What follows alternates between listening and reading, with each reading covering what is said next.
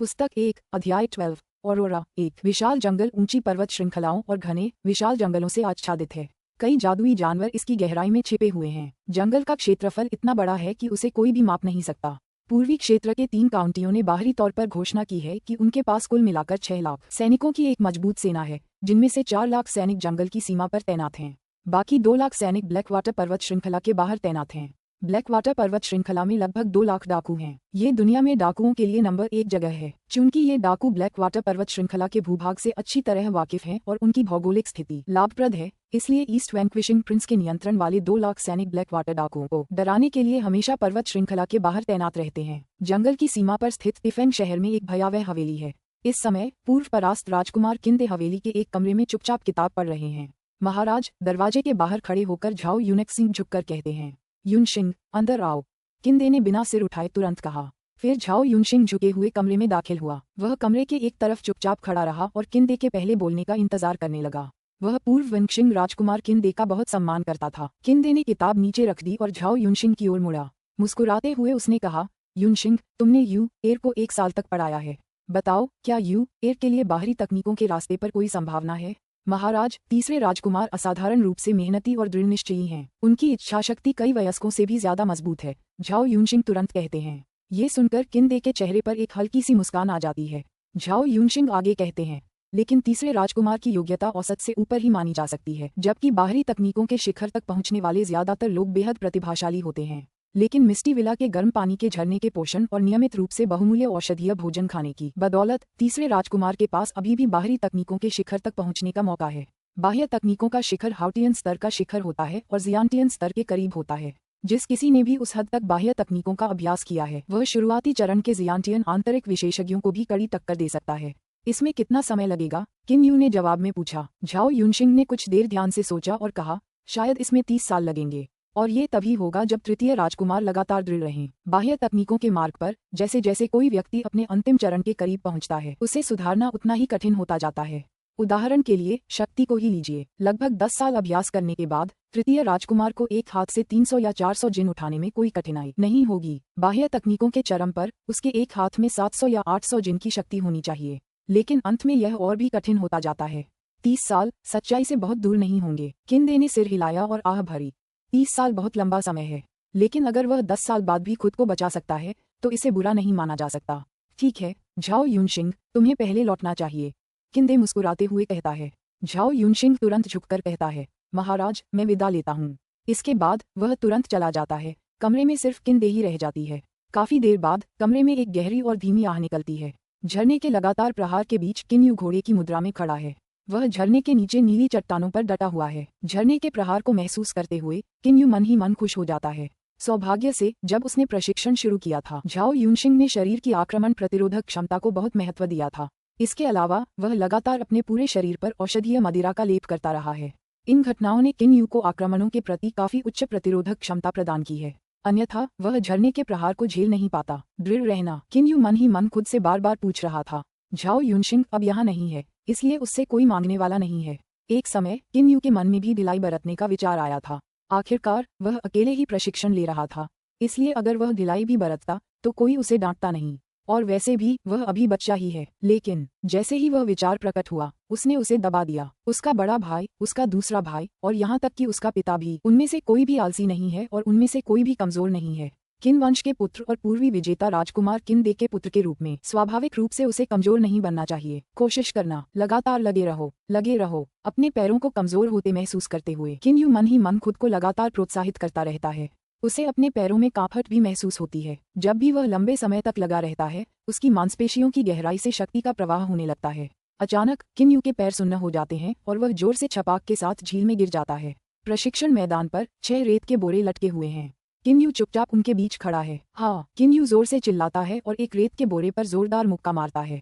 लगभग उसी समय वह 3 और रेत के बोरे चकनाचूर कर देता है। वे रेत के बोरे तुरंत उछलकर दूसरे रेत के बोरे से टकराते हैं। पल भर में सभी रेत के बोरे इधर उधर घूमने लगते हैं।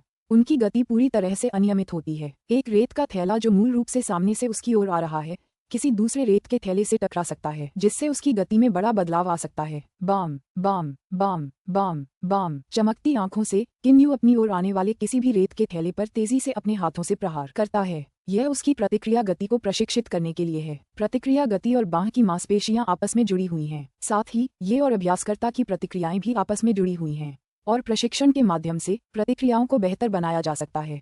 जब विशेषज्ञ एक दूसरे से मौत की लड़ाई लड़ते हैं तो जो लोग पलक झपकते ही भी तेज प्रतिक्रिया देते हैं वे दूसरों की जान ले लेते हैं। किन्यू के तेज हमलों की वजह से वे रेत की बोरियां तेजी से हिलने लगीं। कुछ ही देर में उसे दबाव बढ़ता हुआ महसूस हुआ। अचानक उसकी पीठ पर चोट लगी। वह तुरंत संतुलन खो बैठा और 3-4 और रेत की बोरियां एक साथ उसके शरीर से टकरा गईं। धम्मा। किन्यू तुरंत जमीन पर गिर जाता है लेकिन लुढ़कने के बाद वह खड़ा हो जाता है। SS टिल्डर टिल्डर टिल्डर। किन्यू आश्चर्य से हौंफता है और फिर अपने घुटनों की ओर देखता है। इस समय वे घर्षण से बुरी तरह फट गए हैं और उनमें से खून बह रहा है। जमीन पर थोड़ी रेत और बजरी है। जाहिर है गिरते समय उसके घुटने रेत और बजरी से टकराए होंगे। इसे साफ क्यों नहीं किया गया? किन्यू कुछ नहीं कर सकता। उसने खुद प्रशिक्षण से पहले मैदान साफ किया था। कौन सोच सकता था कि इसे साफ नहीं किया गया होगा? जारी रखना। चोटों की परवाह किए बिना किन्यू रेत और बजरी को झाड़कर हटा देता है। फिर वह रेत की बोरियों के बीच में दौड़ता है और फिर से प्रतिक्रिया प्रशिक्षण शुरू कर देता है। आंगन के बीचों बीच सिर्फ एक जोड़ी शॉर्ट्स पहने और एक कुर्सी पर लेटे हुए किन्यू एक किताब पकड़े हुए हैं।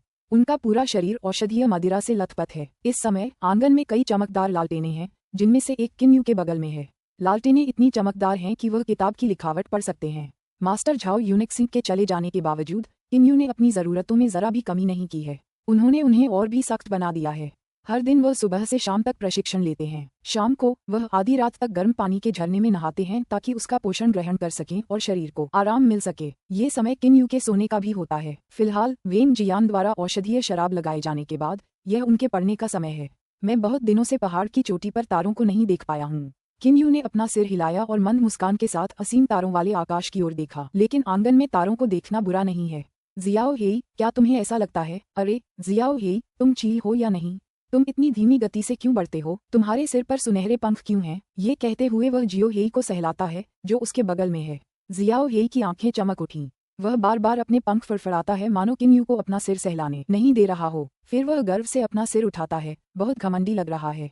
किन्यू तुरंत हंसने लगा। ठीक है, तुम पर समय बर्बाद करने के बजाय मुझे गंभीरता से किताबें पढ़नी चाहिए। कल मुझे प्रशिक्षण जारी रखना होगा। किन्यू तुरंत धागे से बंधी किताब पढ़ता है जो उसके हाथ में है। यह एक चिकित्सा पुस्तक है।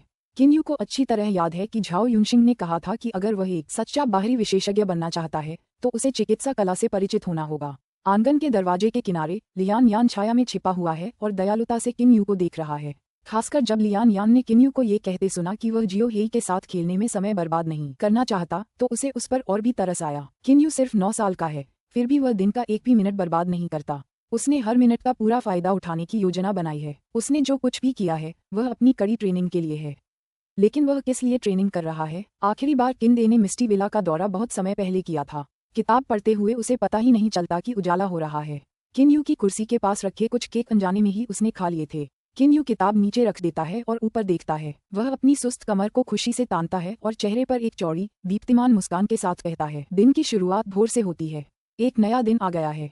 किन्यू, पूरी कोशिश करो, कामयाब हो जाओगे। एक नए दिन का प्रशिक्षण शुरू हो गया है। B1C12 का अंत। पुस्तक 1, अध्याय 13। ऑरोरा 2। गर्म पानी के झरने में किन्यू अपनी आंखों में दृढ़ अभिव्यक्ति के साथ खड़ा है। बेशक वह गर्म पानी के झरने में भीग नहीं रहा है, बल्कि वह पानी के प्रतिरोध में विस्फोटकता का प्रशिक्षण ले रहा है। पानी के प्रतिरोध में विस्फोटकता का प्रशिक्षण शरीर की विस्फोटकता के लिए उपयोगी है। झीलों में विस्फोटकता के प्रशिक्षण की तुलना में गर्म पानी के झरने में विस्फोटकता का प्रशिक्षण अलग है, क्योंकि एक तो गर्म पानी के झरने के पानी में भी झीलों की तरह प्रतिरोध क्षमता होती है और दूसरा ये किन्यू के शरीर को बिना रुके पोषण दे सकता है। यह एक तीर से 2 शिकार करने जैसा है। मुक्का मारो, मुट्ठी वापस लो, लात मारो, पैर पीछे हटाओ। किन्यू पानी में बहुत तेजी से मुक्के और किक मारता है और हर वार में अपनी पूरी ताकत झोंककर सबसे तेज गति तक पहुंचता है। जैसे ही किन्यू घुड़सवारी मुद्रा में आता है वह पानी में भी नहीं डगमगाता। ये क्षमता उसे लंबे समय से घुड़सवारी मुद्रा पर अभ्यास करने के कारण ही मिली है। पानी उछल रहा है, उसकी गति का अपना रास्ता है। हर बार जब किन्यू हमला करता है तो वह अपनी मुट्ठी या पैर को सबसे तेज गति से चलाने की कोशिश करता है, इसलिए स्वाभाविक रूप से उसकी मुट्ठियों का पानी में घुसने का तरीका और उसके पैरों की गति बदलने लगती है। उसके मुक्के का रास्ता कैसा होना चाहिए? प्रत्यक्ष, घुमावदार, दोनों में से कोई भी सही नहीं है। कुछ भी पूर्ण नहीं है। सीधा होने के साथ साथ घुमावदार भी होना चाहिए। सब कुछ मुक्कों को तेज और शक्तिशाली बनाने और पानी के प्रतिरोध को कम करने के लिए है। सब कुछ एक बढ़ती हुई आक्रामक शक्ति और बढ़ती हुई हमले की गति को बढ़ाने के लिए है। किन यू लगातार हमला करता है। फिलहाल किन यू के हाथ और पैरों में लोहे के छोटे छोटे टुकड़े भी बंधे हुए हैं। प्रशिक्षण मैदान पर किन यू शॉर्ट्स पहने घोड़े की मुद्रा में खड़ा है। उसके बगल में एक अंगरक्षक खड़ा है। वह आदमी एक लकड़ी की छड़ी पकड़े हुए है। इस समय किन यू हमलों के प्रति अपनी प्रतिरोधक क्षमता का प्रशिक्षण ले रहा है। केवल लगातार प्रहार सहने और औषधीय मदिरा का सेवन करने से ही उसका शरीर और अधिक मजबूत बन सकता है। अगर किन यू प्रतिरोधक क्षमता के प्रशिक्षण के शिखर पर पहुंच जाता है तो वह असली हथियारों का भी सामना कर सकेगा। अंकल यांग, थोड़ा और जोर से, किन यू ने अपने बगल में खड़े आदमी यांग शान से बहुत असंतुष्ट होकर कहा। यांग शान तुरंत सलाह देता है, तीसरे राजकुमार, अब बहुत हो गया। अब समय आ गया है कि तुम ये मार खाने की ट्रेनिंग पूरी करो। किन यू के शरीर पर लाल धारियों जैसे निशान और फिर उसके बचकाने चेहरे पर बेपरवाही देखकर यांग शान बहुत परेशान हो जाता है। जब किन यू 6 साल का था तब यांग शान और उसके साथी उसे लेकर मिस्टी विला गए थे। पिछले 3 सालों से वे इस बच्चे को बढ़ते हुए देख रहे हैं। उनमें से कौन उसे मारने को तैयार होगा, लेकिन यांग शान को किन यू पर प्रहार करने के लिए मजबूर होना पड़ा क्योंकि यह बाहरी अभ्यास में हमले प्रतिरोध प्रशिक्षण है। मैंने तुम्हें मुझे मारने दिया, फिर तुम मुझे मारो। ठीक है, मैं खुद को मार लूंगा। किन यू अपना सिर हिलाता है और हंसता है। ये कहते हुए वह लकड़ी की छड़ी की ओर इशारा करता है। जैसे ही यांग शान ने ये देखा, वह जल्दी से पीछे हट गया। किन यू को छड़ी न पकड़ने देने का दृढ़ निश्चय करते हुए उसने जल्दी से कहा, ठीक है, मैं तुम्हें मारता रहूंगा, थोड़ा जोर से, है ना? मुझे पता है। यांग शान किन यू को खुद को मारने नहीं देता। अगर किन यू खुद को मारता तो वह पूरी ताकत से मारता। यांग शान को वह दिन याद है जब किन यू का शरीर पूरी तरह से क्षतिग्रस्त हो गया था। पा पा पा पा छड़ी किन यू के शरीर पर लगातार वार कर रही है। वह घोड़े की मुद्रा में खड़ा है, उसके होंठ कसकर बंद हैं और वह बिना कराह के, बिना किसी हिचकिचाहट के वार सह रहा है। एक के बाद एक उसके शरीर पर धारियों जैसे लाल निशान दिखाई दे रहे हैं, जिससे यांग शान दुखी हो रहा है। हालांकि वह अब एक सैनिक है, लेकिन जब वह 9 साल का था तब भी वह घर पर मवेशी चराता था। लेकिन किन यू, जो पूर्वी विजेता राजकुमार का तीसरा बेटा है, एक भी पल बर्बाद नहीं करता और मानव शरीर की सीमाओं तक पहुंचने के लिए लगातार अभ्यास करता रहता है। किन यू की आंखें तारों सी चमक रही थीं। उसकी आंखों के भाव से अंदाजा लगाया जा सकता था कि उसका दृढ़ संकल्प कितना मजबूत है। ऐसा दृढ़ संकल्प जो किसी विशाल पर्वत की तरह अडिग है। जियाओ यू, आज की ट्रेनिंग का बोझ थोड़ा ज्यादा था, कल इसे थोड़ा कम कर देना। किन यू बिस्तर पर लेटा हुआ है। सफेद बालों से भरा एक बूढ़ा आदमी उसकी मालिश करते हुए गहरी चिंता से बात कर रहा है। ये बूढ़ा आदमी वेंग जियान है, एक चिकित्सा विशेषज्ञ। वह पूर्वी विजेता राजकुमार की हवेली के सबसे बेहतरीन चिकित्सा विशेषज्ञों में से एक था। जब किंदे ने उसे मिस्टी विला भेजा तो हवेली के लोग हैरान रह गए कि उनके मालिक एक विला में ऐसे चिकित्सा विशेषज्ञ को भेजने के लिए तैयार थे। कोई बात नहीं दादाजी वेंग, अगर आप अपनी खास तकनीक से मेरी मालिश करें और उसमें औषधीय शराब भी मिला दें तो मैं अगले दिन ही सामान्य हो जाऊंगा। किन यू ने अपने होंठ सिकोड़ लिए।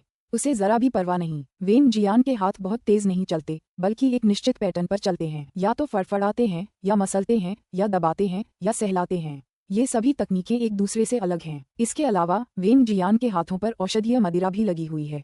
उनकी विशेष गुप्त मालिश तकनीकों की मदद से इस औषधीय मदिरा की असरदार दवाएं किन यू के शरीर में बहुत तेजी से घुल जाती हैं। किन यू के बेपरवाह भाव देखकर वेंग जियान मुस्कुराकर अपना सिर हिलाता है। साथ ही वह अपनी गुप्त मालिश तकनीकों को आंतरिक ऊर्जा से भर देने से खुद को नहीं रोक पाता।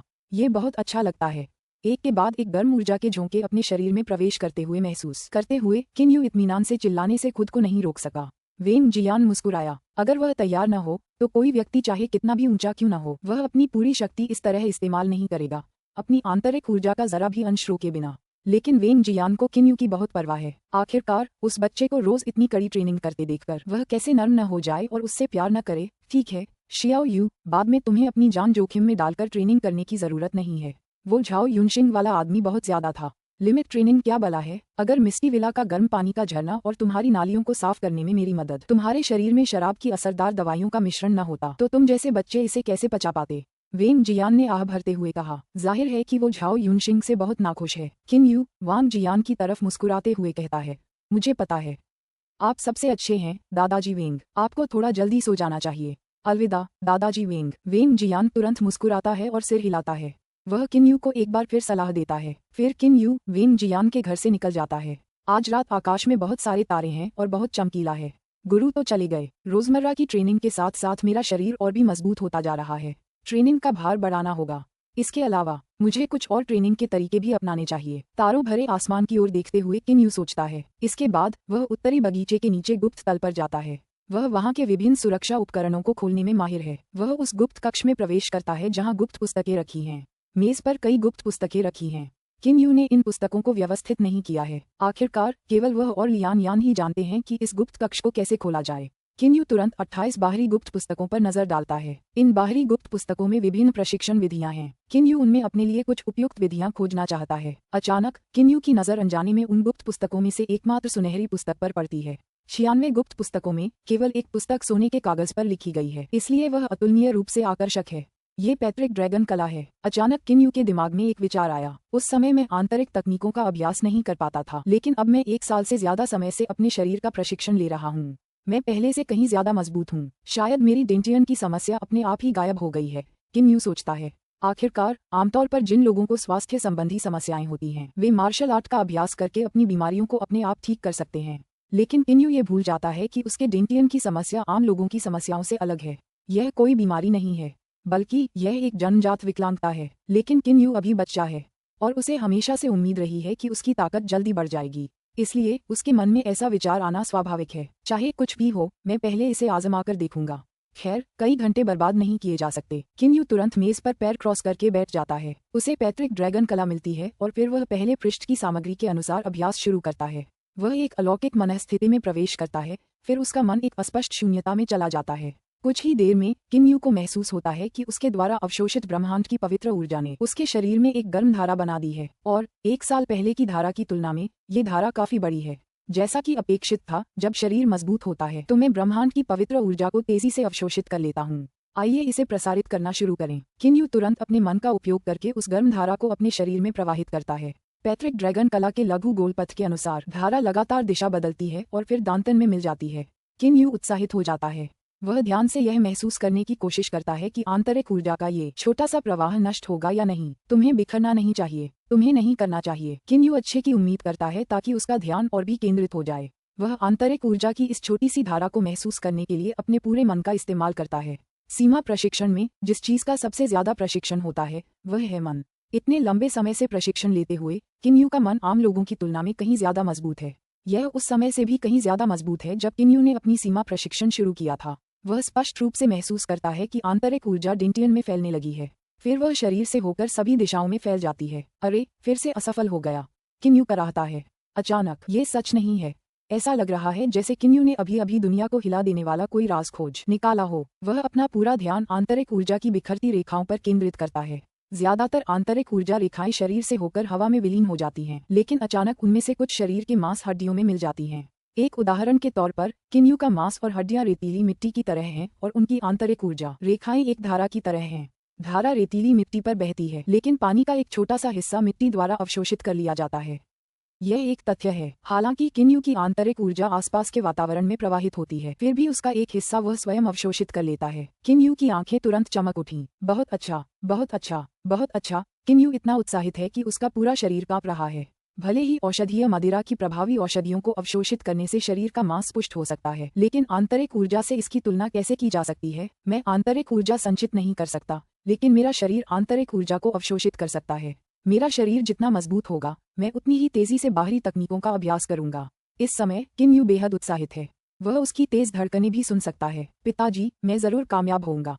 किन्यू की आंखों में चमक आ गई। एक पल के लिए भी उसे इतना भरोसा नहीं हुआ था। बाहरी तकनीकों के अभ्यास के उस निराशाजनक, खतरनाक रास्ते के ऊपर जिस पर किन्यू चल रहा है, भोर हो रही है। BXC13 का अंत। पुस्तक 1, अध्याय 14। उच्च गति परिवर्तन 1। अपनी आंतरिक ऊर्जा के अपने शरीर के साथ मिल जाने के कारण किन्यू के शरीर और हड्डियों में तुरंत ही लगातार परिवर्तन होते रहते हैं। आंतरिक ऊर्जा को अवशोषित करने से शरीर का लचीलापन और दृढ़ता, साथ ही उसकी क्षमता भी लगातार बढ़ती जाती है। इससे किन्यू के शरीर प्रशिक्षण में इतनी तेजी से सुधार होता है जिसकी किसी ने कल्पना भी नहीं की होगी। जैसे समय बीतता जाता है, किन्यू की समग्र शक्ति भी बहुत तेज गति से बढ़ती है। लगभग 1.5 साल बाद झाओ यूनिक्सी 1 साल के लिए चली गई है।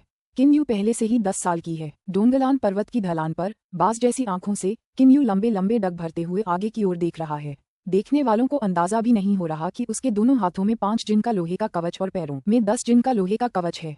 उसकी लोहे की बनियान का वजन भी लगभग 20 जिन है। किन्यू अपनी सबसे तेज रफ्तार से दौड़ रहा है। वह रुक ही नहीं रहा। वजन उठाकर दौड़ने की कठिनाई शरीर के किन अंगों पर बंधी है, इस पर निर्भर करती है। अगर वह सिर्फ अपनी पीठ पर वजन ढोता है तो कम से कम उसके पैर थोड़ी आसानी से दौड़ सकते हैं, लेकिन अगर उसकी बाहों और पैरों पर ज्यादा वजन बंधा है तो दौड़ने के लिए पैरों को काफी ताकत लगानी पड़ेगी। इसके अलावा यह वह विधि है जिसका उपयोग किन्यू अपनी भुजाओं की विस्फोटक क्षमता को प्रशिक्षित करने के लिए करता है। पहाड़ की चोटी पहले से ही दिखाई दे रही थी और किन्यू के चेहरे पर एक चमकदार मुस्कान आ गई। पिछले आधे साल में मेरी ताकत में पहले के 1 साल से ज्यादा के प्रशिक्षण से कहीं ज्यादा सुधार हुआ है। मांसपेशियों की क्षमता और मजबूती दोनों ही काफी बढ़ गई हैं। इसके अलावा आंतरिक ऊर्जा को अवशोषित करना मांसपेशियों के लचीलेपन और मजबूती के लिए अन्य प्रशिक्षण विधियों की तुलना में कहीं बेहतर है। खैर, कोशिश करते रहो। किन यू की आंखें उत्साह से भरी हैं। पिछले आधे साल से वह हर दिन आंतरिक अभ्यास कर रहा है। हालांकि उसका दांतियान आंतरिक ऊर्जा को संचित नहीं कर पाता, फिर भी उसके शरीर के मांस ने बिखरी हुई आंतरिक ऊर्जा का एक हिस्सा अवशोषित कर लिया है। इस समय किन यू की मांसपेशियों की विस्फोटकता, लचीलापन, कठोरता और यहाँ तक की क्षमता भी काफी बढ़ गई है। 3 महान आंतरिक विशेषज्ञ जो हमेशा गुप्त रूप से किन यू का अनुसरण करते रहे हैं, वे सभी बेहद चकित हैं। ये 3 महान आंतरिक विशेषज्ञ हमेशा किन यू की गुप्त रूप से सुरक्षा करते रहे हैं। उन्हें चिंता रही है कि जब किन यू अकेले प्रशिक्षण लेगा तो लगातार दौड़ने या बेहोश होने से उसे चोट लग सकती है। अगर कुछ हुआ तो वे उसकी मदद के लिए आगे आएंगे। लेकिन पिछले 6 महीने से उन्होंने किन यू को लगातार अपने प्रशिक्षण का स्तर बढ़ाते देखा है। प्रशिक्षण का भार जिस हद तक बढ़ा है, उससे तीनों महान आंतरिक विशेषज्ञ भी हैरान हैं। हालांकि किन यू वास्तव में टिके रहने में सक्षम है। झरने के नीचे पहले की तरह ही वजन उठाए, किन यू झरने के नीचे घोड़े की मुद्रा में खड़ा है। पानी के लगातार हमले को सहन कर रहा है। हाँ, झरने के हमले के बीच किन यू धीमी आवाज में चिल्लाते हुए तेज गति से लगातार मुक्के मार रहा है। उसके मुक्के बिजली की तरह तेज हैं और हर मुक्का पानी पर पड़ता है। इस तरह किन यू अपनी भुजाओं की आक्रामक शक्ति का अभ्यास कर रहा है। उसके हमलों से पानी की फुहारें और भी ज्यादा बिखर रही हैं। उन पर सूरज की रोशनी पड़ रही है, जिससे 7 रंगों की चमकदार रोशनी निकल रही है। एक बार जब किन यू घोड़े की मुद्रा में आ जाता है तो वह एक पुराने चीड़ के पेड़ की तरह स्थिर हो जाता है।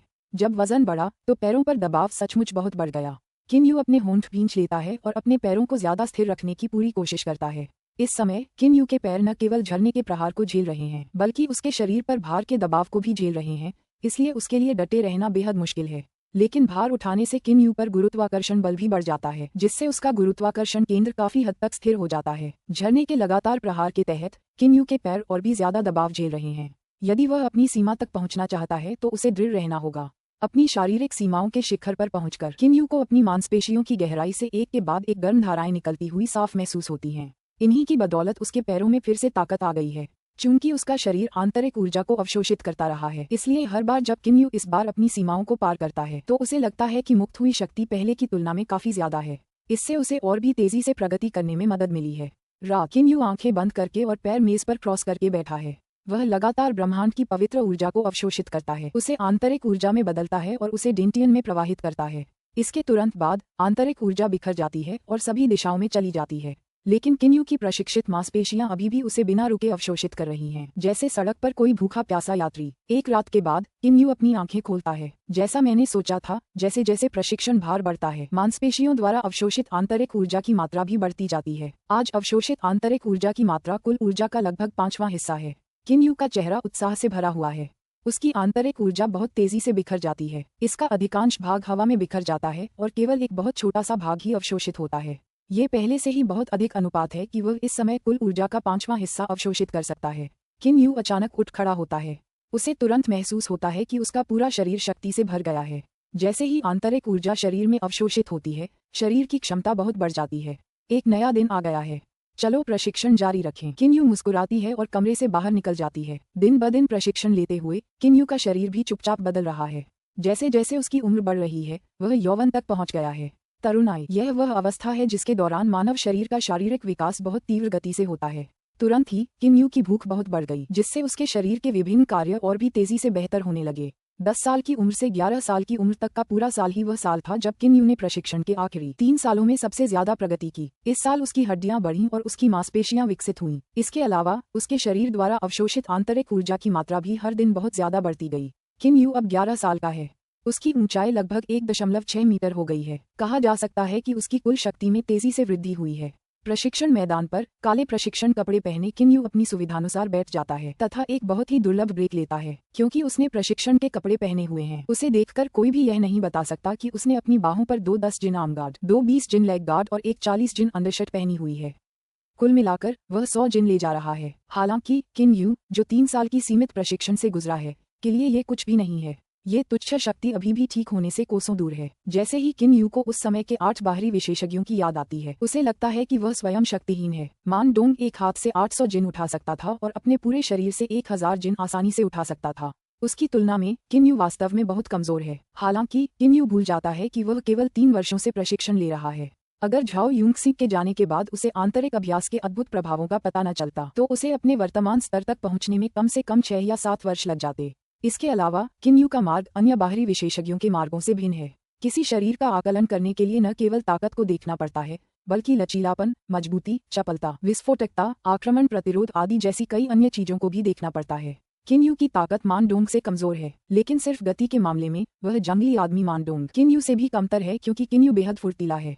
इसके अलावा उसके शरीर का लचीलापन और मजबूती भी बहुत अच्छी है और आम बाहरी विशेषज्ञों से कहीं बेहतर है। लकड़ी के पीपे में कितना पानी है, यह उसके सबसे निचले तख्त पर निर्भर करता है, न कि सबसे ऊपरी तख्त पर। विभिन्न गुणों के बीच संतुलन बनाए रखना बहुत जरूरी है। किम यू एक कुर्सी पर बैठा है। पहली नजर में उसका पूरा शरीर एक शक्तिशाली तेंदुए जैसा दिखता है। 3 साल के प्रशिक्षण और यौवन की ओर बढ़ते कदम की बदौलत किम यू अब 1.6 मीटर लंबा हो चुका है। वह एक बच्चे से किशोर भी बन गया है। इसके अलावा यह एक ऐसा किशोर है जो आम वयस्कों से कहीं ज्यादा सक्षम है। फिलहाल ये किशोर चिंतन कर रहा है। गुरु ने कहा, बाहरी अभ्यास में पहले मुझे तब तक प्रशिक्षण लेना होगा जब तक मेरा शरीर पूर्ण रूप से विकसित न हो जाए। फिर मैं इसी शरीर का उपयोग करके विभिन्न युद्ध तकनीकें सीखूंगा। लेकिन निकटवर्ती युद्ध तकनीकों में 1-2 दिन में महारत हासिल नहीं की जा सकती। मुझे अभी से इन्हें सीखना शुरू कर देना चाहिए। किम यू की आंखें ज्ञान से चमकती हैं। पिछले 3 सालों से उसने कई चिकित्सा पुस्तकें और अध्ययन की अन्य पुस्तकें पढ़ी हैं। जितनी ज्यादा पुस्तकें उसने पढ़ी, उसकी तर्कशक्ति उतनी ही बेहतर होती गई और अब वह किसी भी मामले पर सटीक विचार करता है। इसी वजह से वह उस समय झाओ यूनशिंग द्वारा कही गई बातों को और भी बेहतर ढंग से समझ पाता है। अब से मैं दिन का आधा समय अपने शरीर को प्रशिक्षित करने में लगाऊंगा। बाकी आधे समय में मैं अपने आक्रामक तरीके ढूंढने की कोशिश करूंगा। किम यू अचानक उठ खड़ा होता है और प्रशिक्षण मैदान से तुरंत बाहर निकल जाता है। वह अध्ययन कक्ष की ओर जाता है। उसके शरीर पर अभी भी 100 जिन वजन का भार है। दिन के 24 घंटों में किम यू कभी भी वजन नहीं उतारता, सिवाय नहाने के। एक आदर्श शरीर की बुनियादी जरूरतें तो पहले ही बन चुकी हैं, लेकिन वह इस शरीर का इस्तेमाल आक्रमण के लिए कैसे करता है? झाओ यूनशिंग की अपनी तकनीकें हैं। किम यू के पास भी अपनी खुद की तकनीकें हो सकती हैं, केवल वही तकनीकें जो उसके शरीर के आधार पर बनाई गई हों। सबसे बेहतरीन और सबसे शक्तिशाली आक्रामक तकनीकें होती हैं। अब किम यू को इस तरह की आक्रामक तकनीकों को समझना होगा। B1C14 का अंत। पुस्तक 1 अध्याय 15 उच्च गति परिवर्तन 2। जैसे जैसे समय बीतता है, किम यू अपना ज्यादातर समय अपनी आक्रामक तकनीकों को समझने में बिताता है। सिवाय प्रशिक्षण के, वह अपनी आक्रामक तकनीकों को समझने के लिए 3 पहलुओं में बांटने का निश्चय करता है: शारीरिक कौशल, नजदीकी आक्रमण और हथियार। शरीर चालन कौशल और रक्षात्मक चकमा देना एक दूसरे से जुड़े हुए हैं। यह निकट क्षेत्रीय आक्रमण, पीछा करने और भागने से भी जुड़ा है। किम यू की शरीर चालन कौशल की आवश्यकताएं इस प्रकार हैं: बिजली की तरह तेज, चालाक खरगोश की तरह संवेदनशील। अपने शरीर चालन कौशल पर शोध करने के लिए उसे क्यू मेंडुनजिया की कला का अध्ययन करना होगा और विभिन्न अन्य शरीर चालन कौशलों का अध्ययन करना होगा। निकट क्षेत्र अपराध। अपने प्रशिक्षण के दौरान किम यू को पता चला कि उसे अपनी सीमाओं को चुनौती देने और उत्साह से जलने का शौक है। इसलिए जब उसे अपने आक्रमण का रास्ता चुनने का समय आया तो उसने निकट क्षेत्रीय युद्ध का अभ्यास करना चुना। निकट क्षेत्रीय युद्ध में जीवन और मृत्यु का फैसला पल भर में हो सकता है। ये बेहद खतरनाक तो है ही, साथ ही जीवन के जोश से भी भरपूर है। हथियार। अभी तक किम यू ने अपने पसंदीदा हथियार तय नहीं किए हैं। चाकू, भाला और लाठी जैसे 18 मानक हथियारों में से हर एक की अपनी खूबियां हैं, लेकिन किम यू को अपनी मुट्ठियों और पैरों का इस्तेमाल करना ज्यादा पसंद है। कम से कम उसने अभी तक तय नहीं किया है कि वह कौन से हथियार चुनेगा। अध्ययन में किम यू बुक ऑफ चेंजेस नामक पुस्तक पढ़ रही है। और इस अध्याय के सिद्धांत तो पैट्रिक ड्रैगन कला पुस्तक के पृष्ठ 3 पर दिए गए शरीर संचालन कौशल क्लाउड ड्रैगन के 9 रूप से काफी मिलते जुलते लगते हैं। किम यू बुदबुदाता है, फिर वह किताब नीचे रख देता है और अनायास ही अपने मन में अभी अर्जित कुछ ज्ञान को व्यवस्थित करना शुरू कर देता है। विभिन्न शारीरिक चाल कौशल और क्यू मेंडुनजिया के सिद्धांत लगातार किम यू के दिमाग में तैरते रहते हैं। लियुई, सांकी, बामैन और जियूजिंग की रचना क्यू मेन की परिस्थितियों का निर्माण करती है। बामैन 2, शांग, जिंग 3, शियू, शेंग, सी, जिंग 1 और काई बन जाता है। क्यू मेंडुनजिया को तियानपेन, मेनपेन और दीपान में विभाजित किया गया है, जिन्हें सनकाई कहा जाता है। क्यू मेंडुनजिया की कुछ सबसे बुनियादी अवधारणाएं किम यू के दिमाग में जड़ें जमाने लगती हैं। हालांकि ये सबसे बुनियादी सिद्धांत हैं, फिर भी ये नींव हैं। इन सिद्धांतों से अनगिनत निर्माण कलाएं और भागने की तकनीकें विकसित की गई हैं। विभिन्न रहस्यमय गहन शारीरिक संचालन कौशल कमोबेश क्यू मेंडुनजिया से प्रभावित हैं। चूंकि किम यू बाह्य तकनीकों का अभ्यास करता है, इसलिए उसके शरीर में कोई आंतरिक ऊर्जा नहीं है। इसलिए वह प्रकाश और शरीर संचालन कौशल की सामान्य कलाओं का अभ्यास नहीं कर सकता। वह केवल अपने लिए शरीर संचालन कौशल ही विकसित कर सकता है।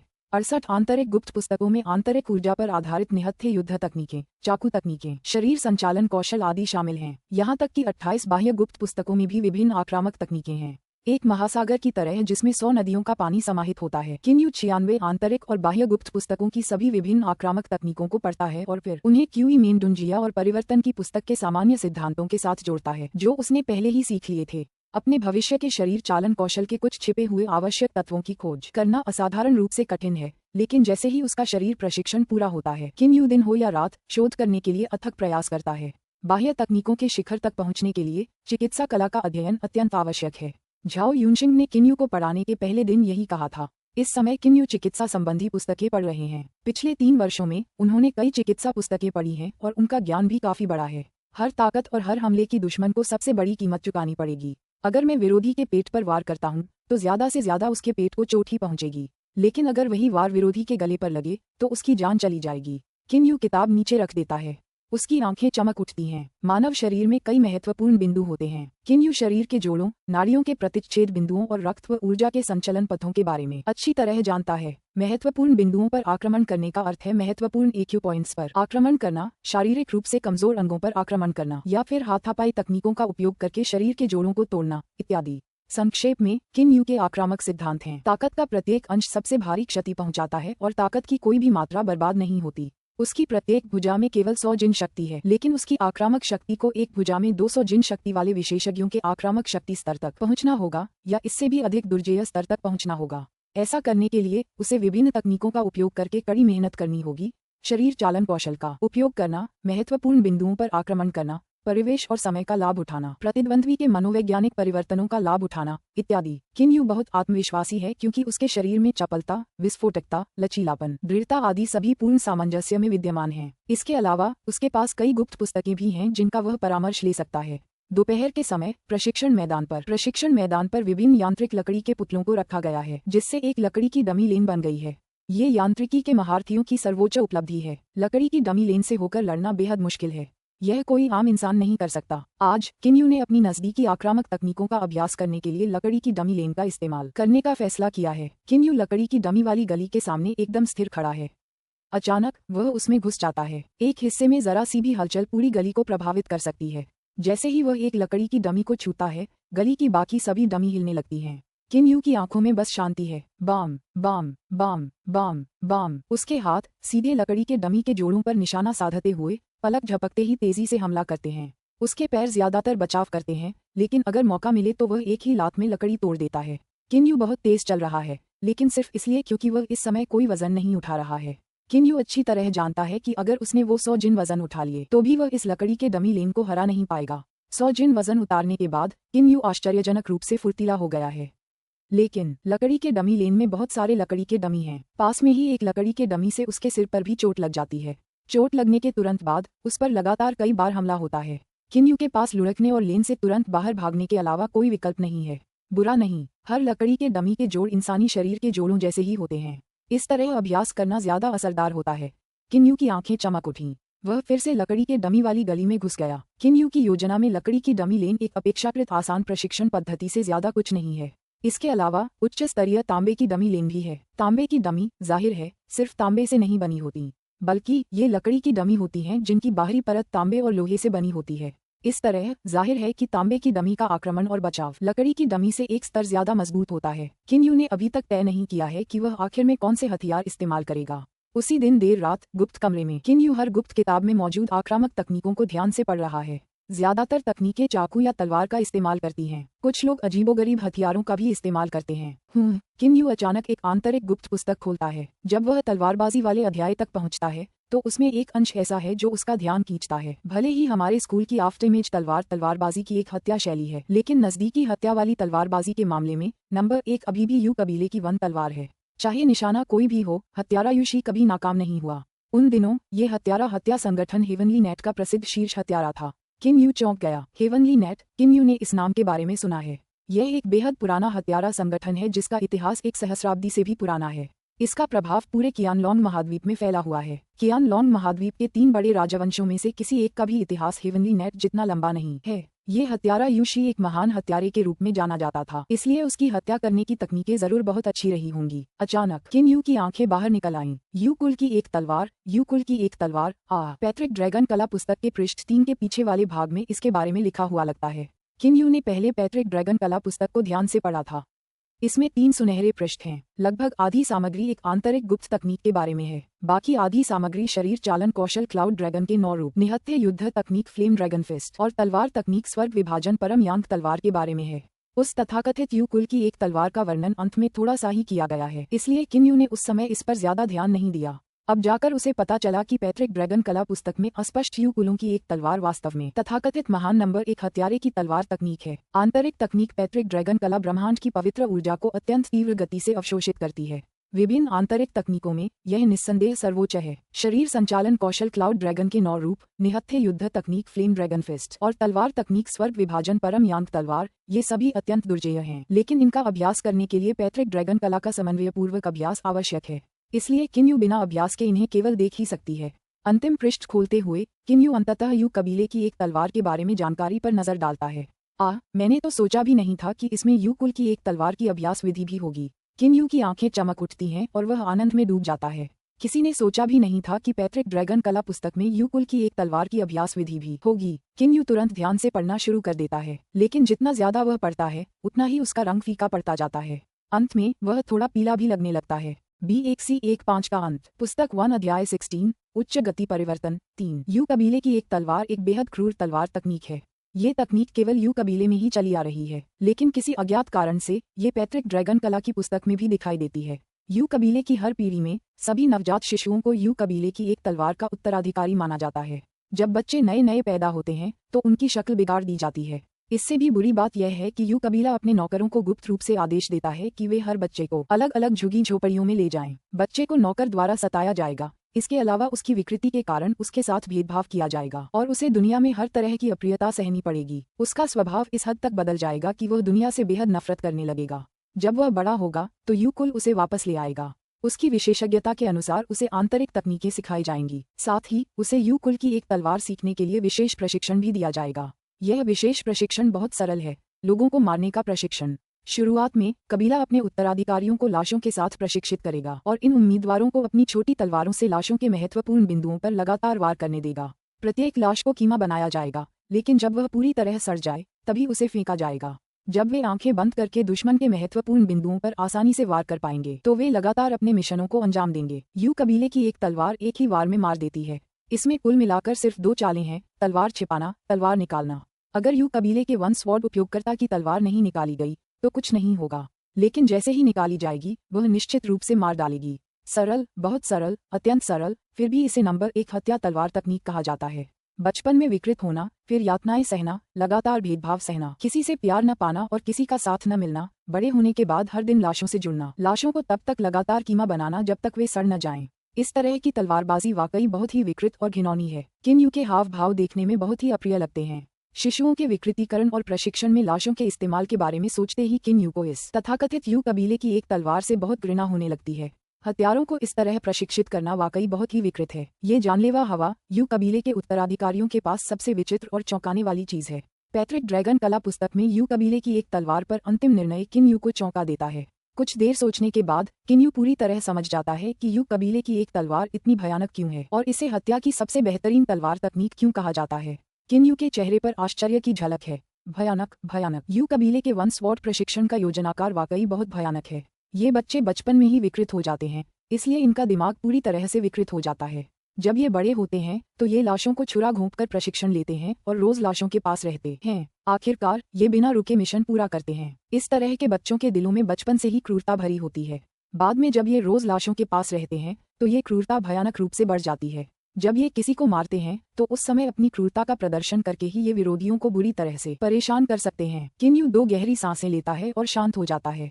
क्योंकि किम यू आमतौर पर अकेला रहता है, इसलिए उसे कुछ मामलों पर विचार करने की आदत है। यू कबीले की इस एक तलवार को 2 कारणों से नंबर 1 हत्यारी तलवार तकनीक कहा जाता है। पहला, इसे इस्तेमाल करने वाले को बर्बरता का एक भयानक भाव विकसित करना होता है। दूसरा, तलवार को बेहद सरल तरीके से खींचा जाता है। किम यू मन ही मन निष्कर्ष निकालता है, बचपन से उसके दिल की गहराइयों में जो बर्बरता विकसित होती है वह वयस्कता में बेहद भयानक हो जाती है। जब वह किसी को मारता है तो बर्बरता का वह भाव शायद प्रतिद्वंद्वी को बहुत परेशान कर देता है। सही समय पर तलवार को बहुत तेजी से खींचकर वह एक ही वार में दुश्मन को मार सकता है। यू कबीले की एक तलवार में केवल 2 चालें हैं, छुपाने वाली तलवार और खींचने वाली तलवार। ये बहुत ध्यान देने योग्य है। तलवार छिपाने का मतलब है कि लोग तलवार के अस्तित्व को महसूस ही न कर पाएं। तलवार निकालने का मतलब है कि लोग प्रतिक्रिया ही न कर पाएं। साथ ही दुश्मन को एक ही वार में मार गिराना जरूरी है। कोई गलती नहीं होनी चाहिए। उस भयानक आभा को विकसित करने से तलवार खींचते समय सफलता की निश्चितता बढ़ती है। वास्तव में उस भयानक आभा के बिना भी यू कबीले की एक तलवार एक दुर्जेय हत्यारी तलवार तकनीक है। किन यू मन ही मन इसकी बहुत प्रशंसा करता है। तलवार छिपाने और तलवार खींचने की यह प्रक्रिया बहुत सरल है, लेकिन अतुलनीय रूप से परिष्कृत है। हालांकि किन यू जानता है, बर्बरता की उस भयावह हवा के बिना यू कबीले की एक तलवार केवल एक अपेक्षाकृत दुर्जेय हत्या तलवार तकनीक है और इसे नंबर 1 हत्या तलवार तकनीक नहीं कहा जा सकता है। मैं इस तरह विकृत नहीं होना चाहता, लेकिन यू कबीले की एक तलवार वाली तथाकथित छिपाने वाली तलवार, खींचने वाली तलवार मुझे पूरी तरह से पसंद है। किन यू बहुत उत्साहित है। आमतौर पर मैं तलवार छिपाकर नजदीकी लड़ाई में शामिल हो जाता हूँ, लेकिन जब मेरे पास कोई विकल्प नहीं होता तो मैं तलवार निकाल लेता हूँ। ठीक है, मेरा हथियार एक छोटी तलवार होगी। लड़ने के लिए मुट्ठियों और पैरों का इस्तेमाल करना किन यू को सबसे ज्यादा पसंद है। किन यू ने छोटी तलवार इसलिए चुनी क्योंकि इसका इस्तेमाल नजदीकी मुकाबले में भी होता है। तलवार खींचते ही वह सीधे दुश्मन की जान ले सकती है। जिंदगी या मौत का फैसला पल भर में हो जाता है।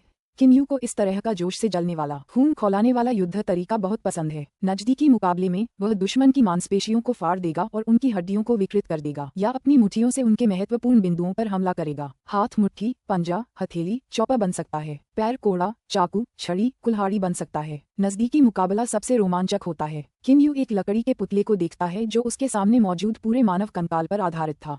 वह तुरंत अपने हाथों को पंजों में बदल लेता है और पुतले के कुछ जोड़ों को एक ही झटके में टुकड़े टुकड़े कर देता है। साथ ही उसके हाथ ड्रम की तरह हिलते हैं और पल भर में लकड़ी के पुतले के सारे जोड़ पूरी तरह से छोटे छोटे टुकड़ों में बिखर जाते हैं। पश्चिमी उद्यान में गर्म पानी के झरने में किन यू पानी में किसी भटकते हुए अजगर की तरह टहल रहा है। साथ ही वह लगातार मुक्के भी मार रहा है। पानी के नीचे उसकी मुट्ठियों की लगातार धुंधली आवाज भी दूसरे लोग देख सकते हैं। किन यू की मुक्के मारने की गति बेहद तेज है। लगभग 3 साल के प्रशिक्षण के बाद किन यू ने पानी की विशेषताओं को लगभग समझ लिया है। पानी में रहते हुए वह उसकी शक्तियों का उपयोग कर सकता है। पानी उसके लिए कोई बाधा नहीं बन सकता। पानी में रहते हुए किन यू एक मछली की तरह है जिसे पकड़ना बहुत मुश्किल है। जियो यू लियान यान मुस्कुराते हुए पश्चिमी उद्यान में प्रवेश करता है। टकराना, किन यू अचानक छलांग लगाता है। वह अप्रत्याशित रूप से पानी से बाहर निकल आता है। जैसे ही उसके हाथ जमीन पर टिकते हैं वह एक छलांग लगाता है और बड़े ही खूबसूरत अंदाज में जमीन पर गिर पड़ता है। दादाजी लियान, किन यू हंसते हुए लियान यान की ओर बढ़ता है। अचानक हवा का एक झोंका उसके शरीर पर पड़ता है। वह अनजाने में अपने शरीर को हिलाता है और अचानक वह अप्रत्याशित रूप से लियान यान के पास आ जाता है। ये गति भयानक रूप से तेज थी। लियान यान चौंकने से खुद को रोक नहीं पाता। किन यू की आंखें अचानक आश्चर्य से चमक उठीं। उसका पूरा शरीर मानो बिजली गिर जाने से जड़वत हो गया। किन यू अभी जो हुआ उससे बेहद हैरान है। जब वह पानी में था तो उसने अपनी गति बढ़ाने के लिए उसकी शक्तियों का इस्तेमाल करने की हर मुमकिन कोशिश की। कुछ देर पहले ही पानी से बाहर निकलने के बाद जब हवा उस तक पहुंची तो वह लियान यान के बारे में सोच रहा था, इसलिए उसने अनजाने में ऐसा अभिनय किया जैसे वह अभी भी पानी में ही हो। उसने एक बार फिर पानी की शक्तियों का इस्तेमाल करने की कोशिश की, लेकिन असल में वह हवा थी। जल प्रतिरोध, वायु प्रतिरोध, वायु प्रतिरोध। दरअसल ये सब प्रतिरोध ही हैं, बस पानी का प्रतिरोध कहीं ज्यादा मजबूत होता है। मैं पानी के बल का इस्तेमाल कर सकता हूँ, तो तेज गति से चलते समय तेज हवाओं को रुकावट बनने से रोकने के लिए मैं वायु बल का इस्तेमाल क्यों नहीं कर सकता। किन यू और भी अधिक उत्साहित हो जाता है। जियो यू, तुम। ये स्थिति देखकर लियान यान चौंक जाता है। किन यू बस ऊपर नहीं देखता, वह हाथ हिलाता है और कहता है, दादाजी लियान, बाद में बात करते हैं। ये कहते हुए वह पूरी तरह से अपने आत्मज्ञान में डूब जाता है। वह अपनी आंखें पूरी तरह बंद कर लेता है। वह हवा के प्रतिरोध को और भी अधिक स्पष्टता से महसूस करने के लिए अपने शरीर का उपयोग करता है। रफ्तार, आखिर कोई इंसान कितनी तेज दौड़ सकता है। सामान्य गति से दौड़ते समय उसे ऐसा लगता है जैसे हवा का कोई प्रतिरोध ही नहीं है, लेकिन जब वह बहुत तेज गति से दौड़ता है तो जितनी तेजी से दौड़ता है उतना ही ज्यादा प्रतिरोध महसूस करता है, और जब वह अपनी पूरी गति पर पहुंच जाता है तो हवा का प्रतिरोध एक चौंकाने वाले स्तर तक पहुंच जाता है। अगर मैं इस तरह के प्रतिरोध को भी बाधा के बजाय सहायता मानूं तो मैं कितनी तेजी से आगे बढ़ पाऊंगा। ये सोचकर किन यू को तुरंत एक लक्ष्य सूझता है। इस समय वह हमेशा से अपने शरीर संचालन कौशल की खोज में लगा रहता है। इस समय किन यू को अचानक समझ आता है कि शायद यही उसके शरीर संचालन कौशल का मार्ग है। वह अपनी आंखें बंद कर लेता है और धीरे धीरे हवा के प्रतिरोध को महसूस करने के लिए चलता है, ठीक उसी तरह जैसे उसने पहले पानी में पानी के प्रतिरोध को महसूस किया था। लेकिन वायु प्रतिरोध और पवन प्रतिरोध स्पष्ट रूप से जल प्रतिरोध से कमजोर हैं। पवन की शक्तियों के साथ चलना कहीं अधिक कठिन है। हालांकि किन यू को जल का पूर्व अनुभव है, इसलिए इस समय वह सामान्य से कहीं अधिक तेजी से अनुभूति के माध्यम से वायु के बारे में सीख रहा है। साथ ही वह सचेत रूप से क्यूई मेन डुंजिया के सिद्धांतों को वायु के अपने ज्ञान के साथ जोड़ता है। दिन प्रतिदिन झरने के नीचे पानी के दबाव को सहना, वजन उठाते हुए लंबी दूरी तक दौड़ना, उंगलियों की ताकत का प्रशिक्षण, सैंडबैग संरचना में प्रतिक्रिया प्रशिक्षण, लकड़ी की छड़ियों के साथ शरीर की मजबूती का प्रशिक्षण, लकड़ी के डमी लेन में नजदीकी मुकाबले का अभ्यास, मानव शरीर के मॉडल पर यू कबीले की एक तलवार का अभ्यास, शरीर चालन कौशल को महसूस करके विकसित करना जो हवा और वायु की ताकतों का उपयोग करता है, मांस की दृढ़ता, मजबूती और क्षमता को बढ़ाने के लिए आंतरिक ऊर्जा को अवशोषित करना। जैसे जैसे किम यू की भूख दोगुनी होती जाती है, उसकी हड्डियां और मांस भी बहुत तेज गति से रूपांतरित होते हैं। किम यू, जो अपने शारीरिक विकास के दौर से गुजर रहा है, अपने शरीर को शीघ्रता से पूर्ण सामंजस्य की स्थिति में लाने के लिए सीमा प्रशिक्षण के कई लगभग पूर्ण रूपों का उपयोग करता है। उसकी समग्र शक्ति भी बहुत तेज गति से बढ़ती है। उनका शरीर चालन कौशल भी लगभग पूर्णता की ओर है। अपनी अधिकतम गति से चलते समय उन्हें जो वायु और पवन प्रतिरोध का अनुभव होता है वह धीरे धीरे कम होता जा रहा है। टिफिन शहर में ईस्ट वैंकुइशिंग प्रिंस की हवेली में किंदे दीवार पर लगे एक सैन्य नक्शे को देख रहा है। नक्शे पर अलग अलग रंगों के निशान हैं। पूर्वी क्षेत्र के 3 जिले काले हैं और चू साम्राज्य के बाकी क्षेत्र लाल हैं। सैन्य नक्शे को देखते हुए किंदे की आंखों में हत्या का भाव झलक रहा है। वह हर रोज लगभग 4 घंटे तक स्थिर खड़े होकर इस नक्शे को देखता है। महाराज, मिस्टी विला से एक संदेश है। काले कपड़े पहने जू युआन आता है। मिस्टी विला शब्द सुनकर किंदे आखिरकार अपना ध्यान नक्शे से हटा लेता है। वह अपना सिर घुमाता है और बिना उत्साह के पूछता है, बताओ, संदेश क्या है? जू युआन ने तुरंत जवाब दिया, महाराज, संदेश में कहा गया है कि 3 आंतरिक विशेषज्ञ जो उस समय आपके आदेश के अनुसार विशेष रूप से गुप्त रूप से जियोयू की रक्षा कर रहे थे, उन्होंने सेना में वापस लौटने का फैसला किया है। किंदे को शक होने से खुद को रोक नहीं पा रहा है। वह उन तीनों को बहुत अच्छी तरह जानता है। हालांकि वे सिर्फ हाउटियन विशेषज्ञ हैं, फिर भी जब साथ मिलकर काम करते हैं तो उनकी आक्रामक शक्ति बहुत शक्तिशाली होती है। इसके अलावा वे बहुत वफादार हैं और उसकी आज्ञा का उल्लंघन करने की जरा भी हिम्मत नहीं करते। बताओ, क्या कारण है? किंदे ने ठंडे स्वर में पूछा। जू युआन ने अपने हाथ में रखे पत्र पर फिर से नजर डाली। अजीब से भाव के साथ उसने कहा, पत्र में लिखा है, महाराज ने इन 3 आंतरिक विशेषज्ञों को गुप्त रूप से शियाओ यू की रक्षा के लिए भेजा था। लेकिन ये कहते हुए जू युआन के मन में कुछ ऐसा था जो वह व्यक्त नहीं कर पा रहा था। आखिरकार वजह क्या है? जल्दी बताओ, किंदे ने जू युआन को घूरते हुए पूछा। एक अजीब अभिव्यक्ति के साथ जू युआन केवल इतना कह सकता है, महाराज, इस पत्र में कहा गया है आपने 3 आंतरिक विशेषज्ञों को चुना है, लेकिन अब वे मूल रूप से जियोयू की गति के साथ नहीं रह सकते हैं, इसलिए उनके पास जियोयू की गुप्त रूप से रक्षा करने का कोई तरीका नहीं है। क्या नहीं चल पा रहा? ये कैसे संभव है? भले ही किंदे शांत होता, इस समय उसकी आंखें अभी भी बाहर निकल आती। इस साल किन्यू 12 साल की हो गई। B1C16 का अंत। पुस्तक 1, अध्याय 17, युचान तलवार। किंदे को इस नतीजे पर यकीन नहीं हो रहा। शू युआन को भी यह बहुत अविश्वसनीय लग रहा है, लेकिन मिस्टी विला के लोगों ने किंदे को धोखा देने की हिम्मत कैसे की? महाराज, जू युआन किंदे की ओर देखता है। किंदे शांत हो गया है। वह कुछ देर सोचता है, फिर जू युआन को घूरता है और कहता है, वे 3 आंतरिक विशेषज्ञ जो गुप्त रूप से यू एयर की रक्षा करते हैं, अब वापस आ सकते हैं। अब से किसी को भी गुप्त रूप से यू एयर की रक्षा नहीं करनी पड़ेगी। किंदे खिड़की से आकाश की ओर देखता है। एक फीकी मुस्कान के साथ वह बुदबुदाता है, यू एयर बड़ा हो गया है। अब उसे मेरे संरक्षण में रहने की जरूरत नहीं है। उसे बस कठिनाइयों का सामना करने की जरूरत है और अंततः वह आकाश की 9 मंजिलों पर मंडराते हुए अपने पंख फड़फड़ाएगा। महाराज, क्या हमें शियाओ यू को योजना में भाग लेने देना चाहिए? जू युआन ने अचानक पूछा। किंदे का चेहरा सख्त हो गया। वह बिना किसी हिचकिचाहट के सीधे कहता है, नहीं, शियाओ यू की ताकत बुरी नहीं है, लेकिन कई लाख सैनिकों या 10 लाख सैनिकों की भागीदारी वाली लड़ाई के बीच अगर उसे घेर लिया जाए तो कोई भी व्यक्ति किसी काम का नहीं होता। जब वह व्यक्ति जियांटियन स्तर तक पहुंच जाता है तभी वह एक बड़ी सेना के बीच अपनी नन्ही जान बचा पाएगा। और हाँ, यू एयर ने कभी सैनिकों का समूह नहीं बनाया है, इसलिए उसे जियांटियन स्तर तक पहुंचना ही होगा, वरना वह निश्चित रूप से योजना में हिस्सा नहीं ले सकता। हाँ, जू युआन जवाब देता है। शू युआन, कुछ ही दिनों में जिंग यी की पुण्यतिथि है ना? किंदे अचानक परेशान हो जाता है। एक तरफ खड़े होकर शू युआन सिर हिलाता है और चुप रहता है। किन यू लगातार कड़ी मेहनत से प्रशिक्षण लेता है। देर रात वह पैतृक ड्रैगन कला का उपयोग करके आंतरिक ऊर्जा का संचार करता है ताकि वह ऊर्जा उसके मांस और हड्डियों के साथ मिल जाए, जिससे उसके पूरे शरीर के मांस और त्वचा की मजबूती और लचीलापन बढ़ता है। दिन के समय वह अपने शरीर को प्रशिक्षित करने के लिए कड़ी मेहनत करता है। साथ ही वह निकट क्षेत्र आक्रमण का अभ्यास करता है और अपने शरीर चालन कौशल को निरंतर निखारता है और यू कबीले की एक तलवार का अभ्यास करता है। हर दिन केवल लगभग 6 घंटे जब वह गर्म पानी के झरने में भीगता है, उसके सोने और आराम करने का समय होता है। समय बीतता जा रहा है और वह इसी तरह कड़ी ट्रेनिंग करता जा रहा है।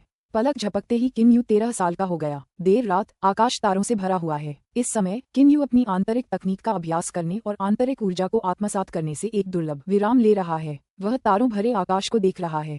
उसके बगल में एक बेहद भयावह काला चील है। ये काला चील आम चीलों जैसा नहीं है। यह उससे भी तेज और खतरनाक दिखता है, चाहे उसके सिर पर मुकुट जैसे सुनहरे पंख हों, चमकदार काले पंख हों या ठंडी रोशनी बिखेरती नुकीली चोंच और तीखे पंजे हों। किन्यू जियाओ हेई की क्षमताओं से चकित है, लेकिन उसे अभी तक ये पता नहीं चल पाया है कि जियाओ हेई असल में किस तरह का पक्षी है। जियाओ हेई, मैंने तुम्हें 7 साल की उम्र में अपने घर में रखा था। 6 साल हो गए हैं, लेकिन मुझे कभी समझ नहीं आया कि तुम किस तरह के पक्षी हो।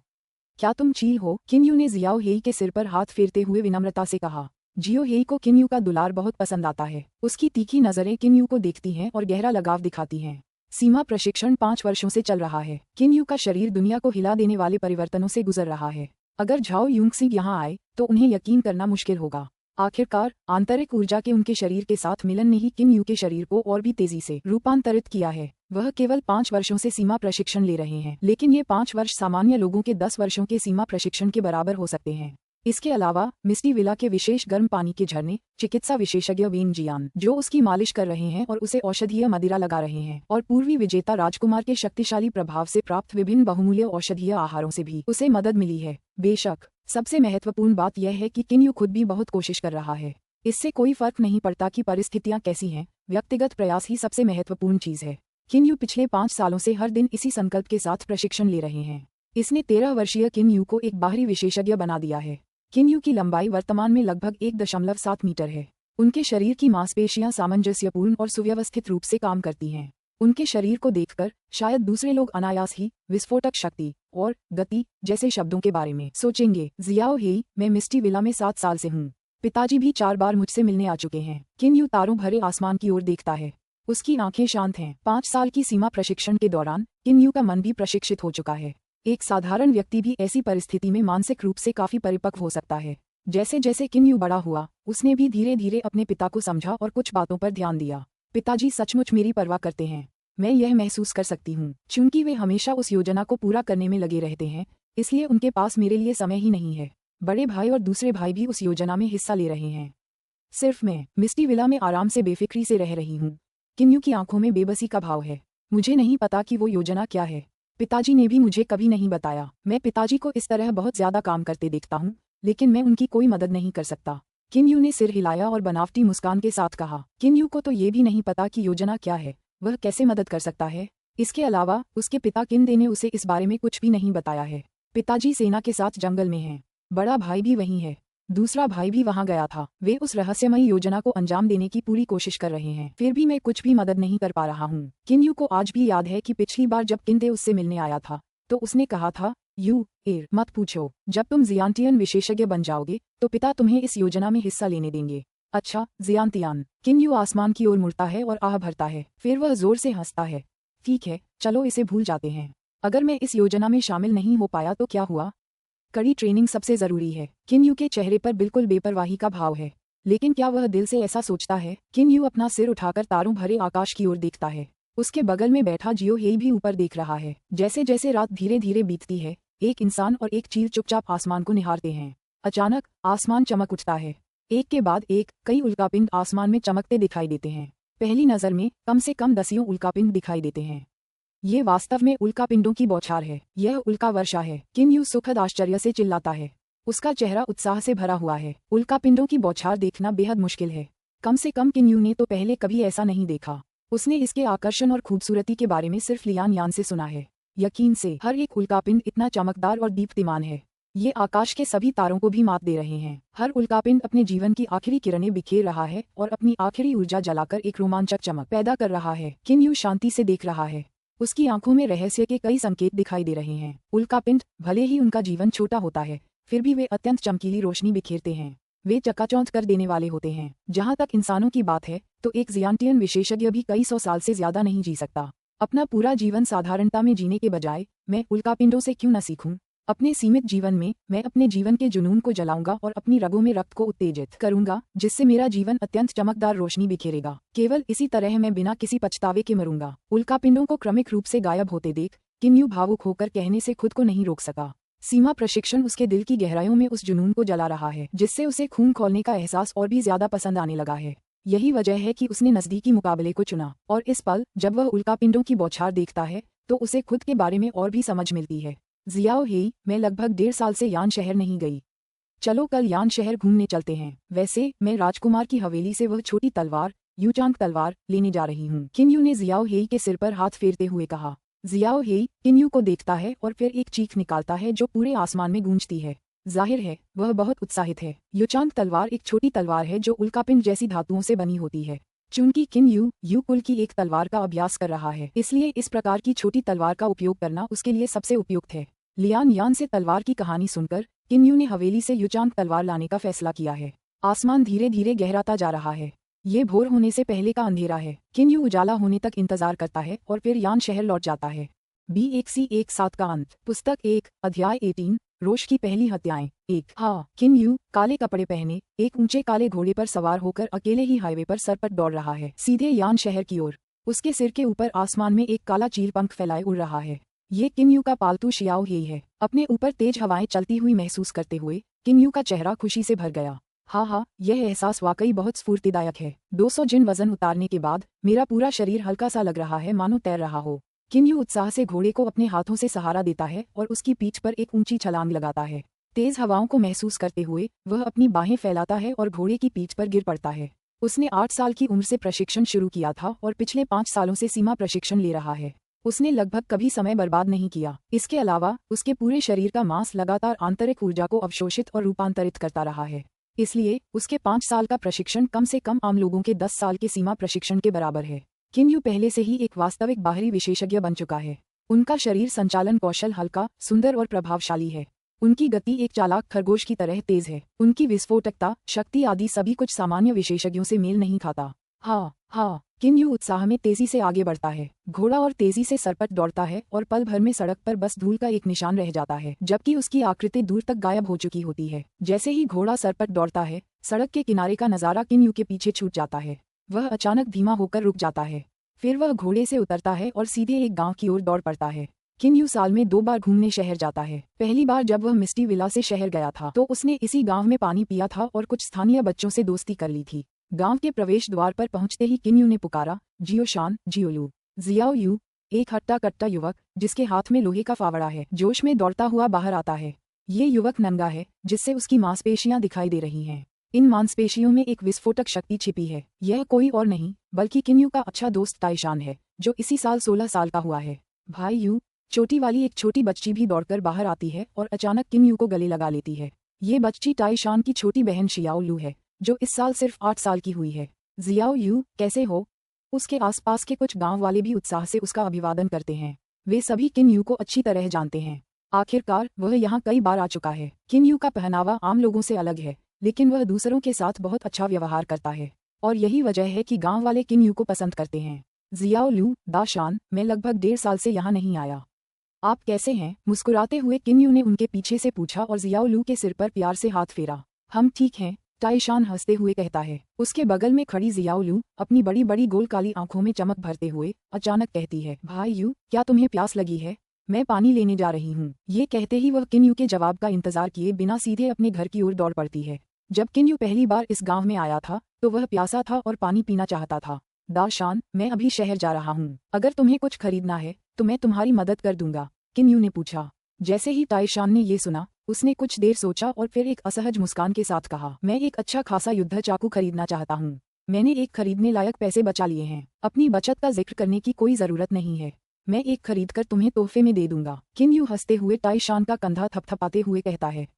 ताइशान थोड़ा स्तब्ध रह जाता है, फिर वह तुरंत कहता है, ये कैसे चलेगा? एक अच्छा युद्ध चाकू बहुत महंगा होता है। कैसे? भाई यू, पानी। जियोलू पानी का कटोरा पकड़े हुए उसके पास दौड़ता है। किन यू पानी ले लेता है।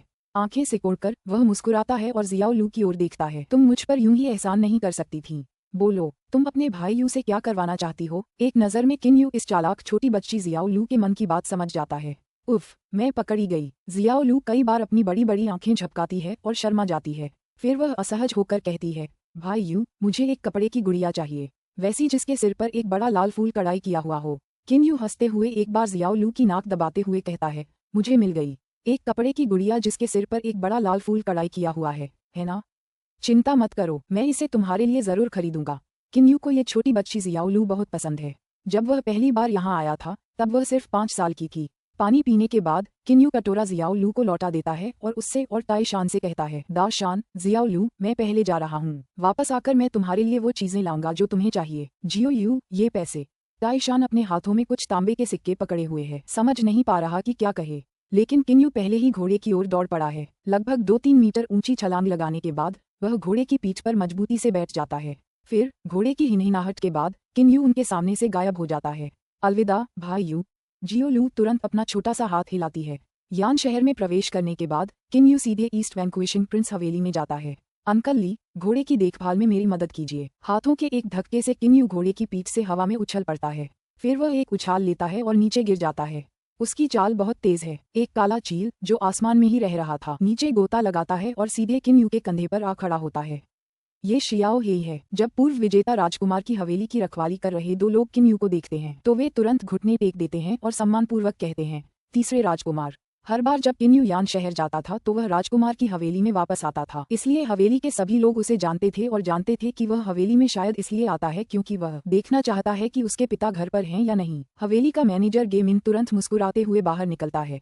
जियो यू, महामहिम अभी तक नहीं लौटे हैं। गे मिन तुरंत कहता है। वह जानता है कि हर बार जब किन्यू हवेली लौटता था तो वह राजकुमार के बारे में पूछताछ करना चाहता था, इसलिए इस बार वह उसे पहले ही बता देता है। ओह, किन्यू थोड़ा उदास हो जाता है। फिर वह मुस्कुराते हुए कहता है, दादाजी, मुझे हथियार भंडारण गोदाम ले चलो। तो फिर आप मेरे पीछे आइए, गे मिन मुस्कुराते हुए कहते हैं। हथियार भंडारण गोदाम ऐसी जगह नहीं है जहां आम लोग जा सकें। हवेली में कई गुप्त स्थान हैं जैसे हथियार भंडारण गोदाम और गुप्त पुस्तक संग्रह, लेकिन कुछ लोग ऐसे भी हैं जो अपनी इच्छानुसार इन स्थानों में प्रवेश कर सकते हैं। ये है राजकुमार किंदे, 3 छोटे राजकुमार, शू युआन, लियान यान और हवेली का प्रबंधक। हवेली का उप प्रबंधक भी इन स्थानों में प्रवेश करने का पात्र नहीं है। वे विभिन्न मंडपों, छतों, मीनारों, अलंकृत संरचनाओं, घुमावदार गलियारों और रास्तों तथा एक के बाद एक आंगनों से गुजरते हैं। राजसी भवन बहुत बड़े क्षेत्र में फैला हुआ है। गेम इन का काफी देर तक पीछा करने के बाद किन्यू एक गुप्त भूमिगत गोदाम में पहुंचता है। इस गुप्त भूमिगत गोदाम को हथियार भंडारण गोदाम कहा जाता है। इस गोदाम का हर हथियार अद्भुत है। जियाओ यू, तुम जो भी हथियार चाहो चुन सकती हो। मैं पहले जा रहा हूँ, गे मिन हंसते हुए कहता है। दादाजी, कृपया मुझे एक युद्ध चाकू, एक काले लोहे का युद्ध चाकू तैयार करने में मदद करें। मेरे लिए एक कपड़े की गुड़िया भी तैयार करें। बस एक बात याद रखें, गुड़िया के सिर पर एक बड़ा लाल फूल कढ़ाई किया हुआ होना चाहिए। किन्यू जल्दी से वह सामान जी मिन को सौंप देता है। यान शहर बहुत बड़ा है। किन्यू जानता है कि युद्ध चाकू कहाँ से खरीदना है, लेकिन उसे नहीं पता कि कपड़े की गुड़िया कहाँ से खरीदनी है। इसलिए हवेली के लोगों को उन्हें तैयार करने देना सबसे आसान है। गे मिन चौंका, कपड़े की गुड़िया, और वो भी कढ़ाई वाले बड़े लाल फूल के साथ। उसने किन्यू को कई बार गौर से देखा। हालांकि गे मिन उसे चाहे जितना भी देखे वह सोच भी नहीं सकता कि उसके बराबर कद का किन्यू सचमुच कपड़े की गुड़िया पसंद करता है। लेकिन चूंकि किन्यू ने उसे ऐसा करने के लिए कहा था, इसलिए वह मना भी नहीं कर सकता। ठीक है शियाओ यू, क्योंकि तुम्हें कपड़े की गुड़ियाएं पसंद हैं और कढ़ाई वाले बड़े लाल फूल भी पसंद हैं, इसलिए मैं किसी को तुम्हारे लिए एक गुड़िया खरीदने भेजूंगा, गे मिन हंसते हुए कहता है। इसके बाद वह तुरंत हथियार भंडारण गोदाम से बाहर चला जाता है। ये किन्यू एक पल के लिए स्तब्ध रह गया। मुझे कपड़े की गुड़ियाएं पसंद हैं और कढ़ाई वाले बड़े लाल फूल भी। थोड़ी देर बाद ही वह कुछ कह पाता है। वह तुरंत मुड़ता है और जल्दी से कहता है, दादाजी। लेकिन तब तक जी मिन जा चुका था। किन्यू कुछ नहीं कर सकता। आखिर मामला क्या है, उसे ही अचानक सिर पर बड़े बड़े लाल फूलों की कढ़ाई वाली गुड़ियों का प्रेमी समझ लिया जाता है। यह महत्वपूर्ण नहीं है। किन्यू बेपरवाह हंसी हंसते हुए उस युचांक तलवार को ध्यान से ढूंढने लगता है। इस हथियार भंडारगृह में कई दर्जन हथियार हैं जो सभी तथाकथित जियान श्रेणी के सामान के हैं। इनमें से ज्यादातर जंगल से लाए गए कुछ अच्छे खनिजों से बने हैं। सामान्यतः हथियारों को सांसारिक श्रेणी और जियान श्रेणी में विभाजित किया जाता है। सांसारिक श्रेणी की वस्तुएं उन खनिजों और सामग्रियों से बनी होती हैं जो कियान लोंग महाद्वीप पर आसानी से मिल जाती हैं। जियान श्रेणी की वस्तुएं प्राप्त करना बेहद मुश्किल है। ये या तो जंगल में पाई जाती हैं या जंगल के जादुई जानवरों के शरीर से ली गई सामग्रियों से बने हथियार होते हैं। बेशक सांसारिक श्रेणी को उच्च, मध्यम और निम्न में विभाजित किया गया है। इसी तरह जियान श्रेणी को उच्च जियान श्रेणी, मध्यम जियान श्रेणी और निम्न जियान श्रेणी में विभाजित किया गया है। युचांग तलवार एक निम्न श्रेणी की छोटी तलवार है। हालांकि सभी हथियारों में यह एकमात्र छोटी तलवार है। युचांग तलवार, किन्यू अपने सामने रखी छोटी तलवार को देखते हुए कहता है। ये तलवार 1 क्यून चौड़ी और 7 क्यून से थोड़ी ज्यादा लंबी है। ये बिल्कुल काली है और ध्यान देने लायक नहीं है। इतनी काली तलवार देखना बहुत मुश्किल है। शायद यही उल्कापिंड धातुओं की खासियत है। किन्यू छोटी तलवार पकड़े हुए है। ये गहरे काले रंग की युचांग तलवार मूलतः प्रकाश को परावर्तित नहीं करती। अगर इसका इस्तेमाल अंधेरे में किसी को मारने के लिए किया जाए तो लक्ष्य के लिए इसे पहचानना बिल्कुल मुश्किल होगा। वाह! किन यू अपने हाथ से बहुत तेजी से हरकत करता है। जैसे ही वह खत्म करता है, युचांग तलवार पूरी तरह से गायब हो चुकी होती है। वह उसके हाथ में ही गायब हो जाती है। किन यू लगभग 2 वर्षों से यू कुल की एक तलवार छिपाओ, तलवार खींचो सिद्धांत का अभ्यास कर रहा है। उसने तलवार छिपाने की चाल में लगभग महारत हासिल कर ली है। जब वह छोटी तलवार छिपाता है तो दूसरे लोग उसे पहचान नहीं पाते। इसके अलावा ये युचांग तलवार 7 क्यून से थोड़ी ही लंबी है, इसलिए ये किन यू के नजदीकी युद्ध पर कोई असर नहीं डालती। अचानक किन यू का दाहिना हाथ हरकत करता है। हवा में 2 तेज आवाजें सुनाई देती हैं, लेकिन किन यू का दाहिना हाथ अभी भी पहले की तरह खाली है। अगर यहाँ कोई विशेषज्ञ होता तो देख पाता कि अभी अभी युचांग तलवार किन यू के हाथ में प्रकट हुई। उसने उससे 2 बेहद तेज वार किए और फिर तलवार उसके हाथ में ही गायब हो गई। उसकी गति बेहद तेज थी। इससे छुपाने वाली तलवार की गति का पता चलता है। यू कबीले की वन स्वॉर्ड की तलवार छिपाने की विधि वाकई लाजवाब है, लेकिन पैट्रिक ड्रैगन कला पुस्तक में तलवार छिपाने वाले हिस्से में कहा गया है कि तलवार छिपाने में मेरे वर्तमान स्तर तक पहुंचने में 10 साल लगेंगे, जबकि मुझे इसे हासिल करने में सिर्फ 2 साल लगे थे। ऐसा लगता है कि पैट्रिक ड्रैगन कला पुस्तक में दिया गया विवरण पूरी तरह से सही नहीं है। किन यू ने आह भरी और भावुक होकर कहा, वह गलत था। सामान्य विशेषज्ञों को तो सचमुच 10 साल लगेंगे, लेकिन किन यू के शरीर का मांस आंतरिक ऊर्जा को अवशोषित कर रहा है, इसलिए उसकी लचीलापन और दृढ़ता बहुत बढ़ गई है। इसके अलावा किन यू अक्सर अपनी उंगलियों की गति और संवेदनशीलता का अभ्यास करता है, जिससे उसे अपनी मांसपेशियों पर असाधारण रूप से अच्छा नियंत्रण मिलता है। मांसपेशियों के लचीलेपन और दृढ़ता के साथ मांसपेशियों पर अच्छे नियंत्रण को भी जोड़ दें तो किन यू अपनी मांसपेशियों के जरिए युचांग तलवार को आसानी से छिपा सकता है। सामान्य विशेषज्ञ अपने शरीर को इस हद तक कैसे प्रशिक्षित कर सकते हैं? ये बहुत स्वाभाविक है कि उसके 2 साल के गुप्त तलवार अभ्यास आम लोगों के 10 साल के बराबर है।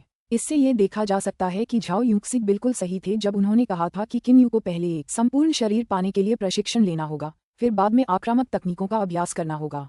कुल्हाड़ी पीसने से लकड़ी काटने के कौशल को कोई नुकसान नहीं होता, ये सिद्धांत है। हथियार भंडारण गोदाम में अन्य हथियार भी हैं, जैसे चाकू, भाले, लाठी आदि, लेकिन किन यू को उनकी परवाह नहीं है। अगर उसकी अंगुलियों की आक्रामक शक्ति बढ़ाने के लिए एक जोड़ी दस्ताने होते तो बेहतर होता। किन यू ध्यान से चारों ओर देखता है। हालांकि उसकी अंगुलियों में एक शक्तिशाली आक्रामक शक्ति है और वे बेहद मजबूत भी हैं, फिर भी वह बेहद अच्छे हथियारों का इस्तेमाल करने वालों से नंगे हाथों से नहीं लड़ सकता। अगर उसकी अंगुलियों की रक्षा एक अच्छी जोड़ी दस्तानों से हो तो वह उनसे लड़ सकेगा। B1C18 का अंत। पुस्तक 1, अध्याय 19, रोश की पहली हत्याएं। 2। कुछ देर ढूंढने के बाद किन यू दुखी होकर हार मान लेता है। हथियार भंडार गृह में एक जोड़ी दस्ताने तो हैं, लेकिन उनमें हर उंगली के लिए अलग अलग हिस्से नहीं हैं। किन यू को इस तरह के दस्ताने बिल्कुल पसंद नहीं हैं, क्योंकि अगर वह इन्हें पहन भी लेता तो कुछ आक्रमणकारी तकनीकें इस्तेमाल नहीं कर पाता। ठीक है, मैं इन्हें तब बनाऊंगा जब मुझे बाद में अच्छे खनिज और सामग्री मिल जाएंगी। किन यू के पास खुद को सांत्वना देने के अलावा कोई चारा नहीं है। फिर वह हथियार भंडारण गोदाम से निकल जाता है। घोड़ों के खुर बहुत तेज चल रहे हैं, मानो उड़ रहे हों। 100 से ज्यादा घुड़सवार हाईवे पर पूरी रफ्तार से दौड़ रहे हैं। उनका नेता एक बर्बर आदमी है जो लगभग 2 मीटर लंबा और बेहद हट्टा कट्टा है। इस आदमी ने काले रंग का लबादा पहना हुआ है। उसका पूरा शरीर उससे ढका हुआ है। उसकी आंखों से ठंडी किरणें निकल रही हैं, जो बहुत डरावनी लग रही हैं। रुकना! आगे चल रहा बर्बर आदमी अचानक हाथ हिलाकर ठंडी आवाज में चिल्लाता है। 100 से ज्यादा घुड़सवारों का दल अचानक रुक जाता है। तीसरे भाई, घुड़सवारों के एक दल का नेतृत्व करो और इस गांव का सारा धन और औरतें छीन लो। मैं तुम्हें 5 मिनट देता हूँ। दूसरा भाई और मैं कुछ आगे होंगे। हम वहाँ माउंट लाउटिंग में तुम्हारा इंतजार करेंगे। अग्रणी घुड़सवार तुरंत अपना आदेश देता है। ये तो बस एक छोटा सा गांव है। 5 मिनट बहुत ज्यादा समय है। बड़े भाई, चिंता मत करो। भाइयों, जाओ। एक बहुत ही दुबला पतला, एक आंख वाला आदमी, जिसकी पीठ पर एक लंबी पतली तलवार लटकी है, जोर से चिल्लाता है और 50 आदमियों को गांव की ओर ले जाता है, जो वहां से ज्यादा दूर नहीं है। फिर वह बर्बर बलवान व्यक्ति घुड़सवारों के शेष 2 समूहों का नेतृत्व करता है और सीधे माउंट लाउटिंग की ओर बढ़ता है। टाइशान अपने हृष्ट पुष्ट शरीर के ऊपरी आधे हिस्से पर बिना कपड़ों के गांव के सामने जमीन खोद रहा है। उसकी मजबूत पीठ पर पसीने की बूंदें उभर आई हैं। उसके एक तरफ जियाओलू सड़क किनारे लगे फूलों को निहार रही है। वह अपनी आंखें इधर उधर घुमा रही है और किसी कल्पना में खोई हुई है। बड़े भाई, भाई यू कब लौटेगा? जियाओलू आसमान की ओर देखता है। आसमान में काले बादलों की एक परत है। मौसम साफ तौर पर बहुत अच्छा नहीं है। टाइशान मुस्कुराते हुए कहता है। जियाओलू, चिंता मत करो। जियाओलू भूलेगा नहीं। इस समय टाइशान को याद आता है कि उसने किन्यू से एक युद्ध चाकू खरीदने में मदद मांगी थी। टाइशान आमतौर पर अपने खाली समय में मार्शल आर्ट का अभ्यास करना पसंद करता है। उसकी सबसे बड़ी ख्वाहिश एक तेज युद्ध चाकू की है। घोड़ों, भाई यू आ गया है। जियाओलू दूर तक देखते हुए उत्साहित हो जाती है। टाइशान जमीन पर तेज कंपन महसूस करता है। गलत, ये कोई एक इंसान नहीं है। वो ध्यान से देखता है और देखता है कि दूर से कई दर्जन लोग पूरी रफ्तार से आ रहे हैं। उसके दिमाग में एक विचार को आंधा। वो इतना डर गया कि उसके होश उड़ गए। जल्दी भागो जियाओलू। ताइशान ने एक झटके से जियाओलू को पकड़ लिया और गांव की ओर दौड़ा। फिर मुड़कर देखने लगा। तभी गांव के पास कई दर्जन घुड़सवार डाकू आ पहुंचे। हर एक के हाथ में एक युद्ध चाकू था। ताइशान ने तुरंत गांव में चिल्लाकर कहा, घुड़सवार डाकू आ गए, घुड़सवार डाकू आ गए। घुड़सवार डाकू आम डाकुओं से भी ज्यादा खूंखार होते हैं, क्योंकि वे घोड़े पर सवार होते हैं। वे बिना किसी चेतावनी के आते हैं और बिना किसी निशान के चले जाते हैं। इसके अलावा वे ज्यादा खूंखार भी होते हैं। आम डाकू पैसे की कमी से बचने के लिए बचत करते हैं, इसलिए वे आसपास के गांवों में थोड़ी बहुत ही लूटपाट करते हैं। हालांकि घुड़सवार डाकुओं के लिए पूरे गांव का कत्लेआम करना आम बात है। घुड़सवार डाकू यहाँ हैं, पूरा गांव दहशत में आ जाता है। सभी हट्टे कट्टे वयस्क अपने अपने कमरों में हथियार लिए दुबके रहते हैं, चाहे लोहे के फावड़े हों या लकड़ी काटने वाले चाकू, जबकि बच्चे, बूढ़े और औरतें उनके पीछे छिप जाते हैं। हाँ, एक आंख वाला आदमी अचानक अपने घोड़े को तेज दौड़ने के लिए उकसाता है। उसकी आंखों से बर्फ जैसी ठंडी रोशनी निकल रही है। घोड़ा बहुत तेज दौड़ रहा है और जल्द ही ताइशान को पकड़ लेगा। गांव के सभी लोग ताइशान और उसकी छोटी बहन के लिए डरे हुए हैं, लेकिन कोई भी आगे आने की हिम्मत नहीं जुटा पा रहा है। ताइशान और गांव के बीच अभी भी 500 मीटर की दूरी है, लेकिन सरपट दौड़ता हुआ एक आंख वाला आदमी अब उसकी पीठ से सिर्फ 10 मीटर की दूरी पर है।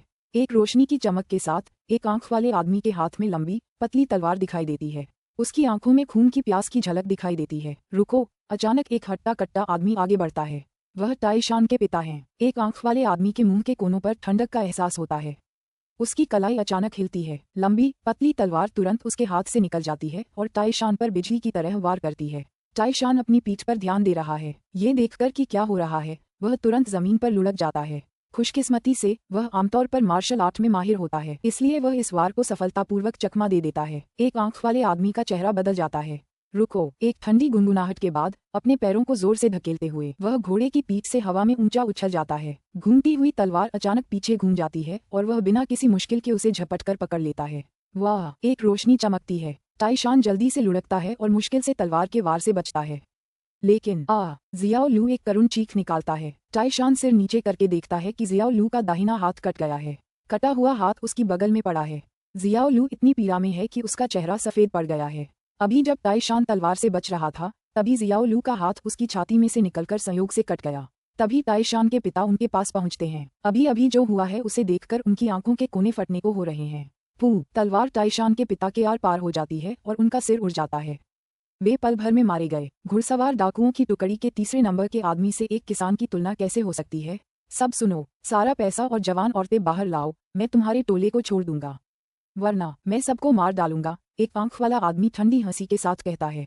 उसके हाथ में वह तलवार है जिससे खून टपक रहा है। अन्य सभी घुड़सवार डाकू आगे बढ़ते हैं और गांव वालों को देखते हैं। मरना! अचानक तेज हवा का झोंका आता है।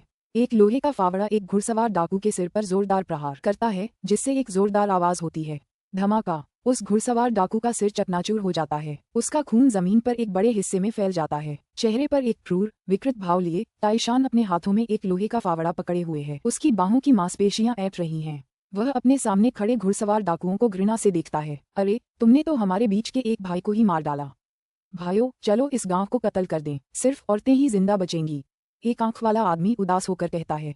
अब तक वह गुस्से में आ चुका है। बाकी घुड़सवार डाकू भी गुस्से में हैं। उनकी नजर में एक आम गांव मछली के मांस के टुकड़े के अलावा कुछ नहीं है। किसने सोचा था कि उनका कोई भाई यहाँ मरेगा? पिताजी जियाओलू, क्योंकि उसके पिता की हत्या हो चुकी है और उसकी बहन का हाथ काट दिया गया है। ताइशान बिल्कुल भी चैन से सोच नहीं पा रहा है। उसके मन में बस गुस्सा है। इस समय वह बस बदला लेना चाहता है। अपनी आंखों के कोनों को लगभग फड़कते हुए वह अपने सामने खड़े एक आंख वाले आदमी को देखता है। कटे हुए हाथ उड़ रहे हैं, खून बिखरा हुआ है। एक आंख वाला आदमी एक के बाद एक गांव वालों की बड़ी आसानी से हत्या कर देता है। उन गांव वालों के आखिरी वार से उसे कोई खतरा नहीं होता। एक आम आदमी की तुलना एक अंदरूनी विशेषज्ञ से कैसे की जा सकती है? एक के बाद एक जिन गांव वालों को ताइशान पहले से अच्छी तरह जानता था, उनकी इसी तरह हत्या हो चुकी है, जैसे उसके अपने बड़े चाचा और उसके बड़े चाचा की पत्नी। ताइशान की आंखें बहुत लाल हैं। वह इतनी जोर से घूर रहा है कि उसकी आंखों के कोने फट गए हैं। आओ, मुझे मारने आओ। ताइशान उस घुड़सवार डाकू के शरीर पर पड़ा युद्ध का चाकू उठाता है जिसे उसने मारा था और एक आंख वाले आदमी पर वार करता है। लेकिन वह एक आंख वाला आदमी ताइशान के साथ खेलता हुआ प्रतीत होता है। उसे मारने के बजाय वह हल्केपन की एक चतुर कला का इस्तेमाल करके दूसरों को आसानी से मार डालता है और ताइशान को लगातार उसका पीछा करने देता है। जिन लोगों को वह अच्छी तरह जानता है, उनकी लगातार हत्या होते देख ताइशान को इतना दर्द होता है कि वह पागल हो जाना चाहता है।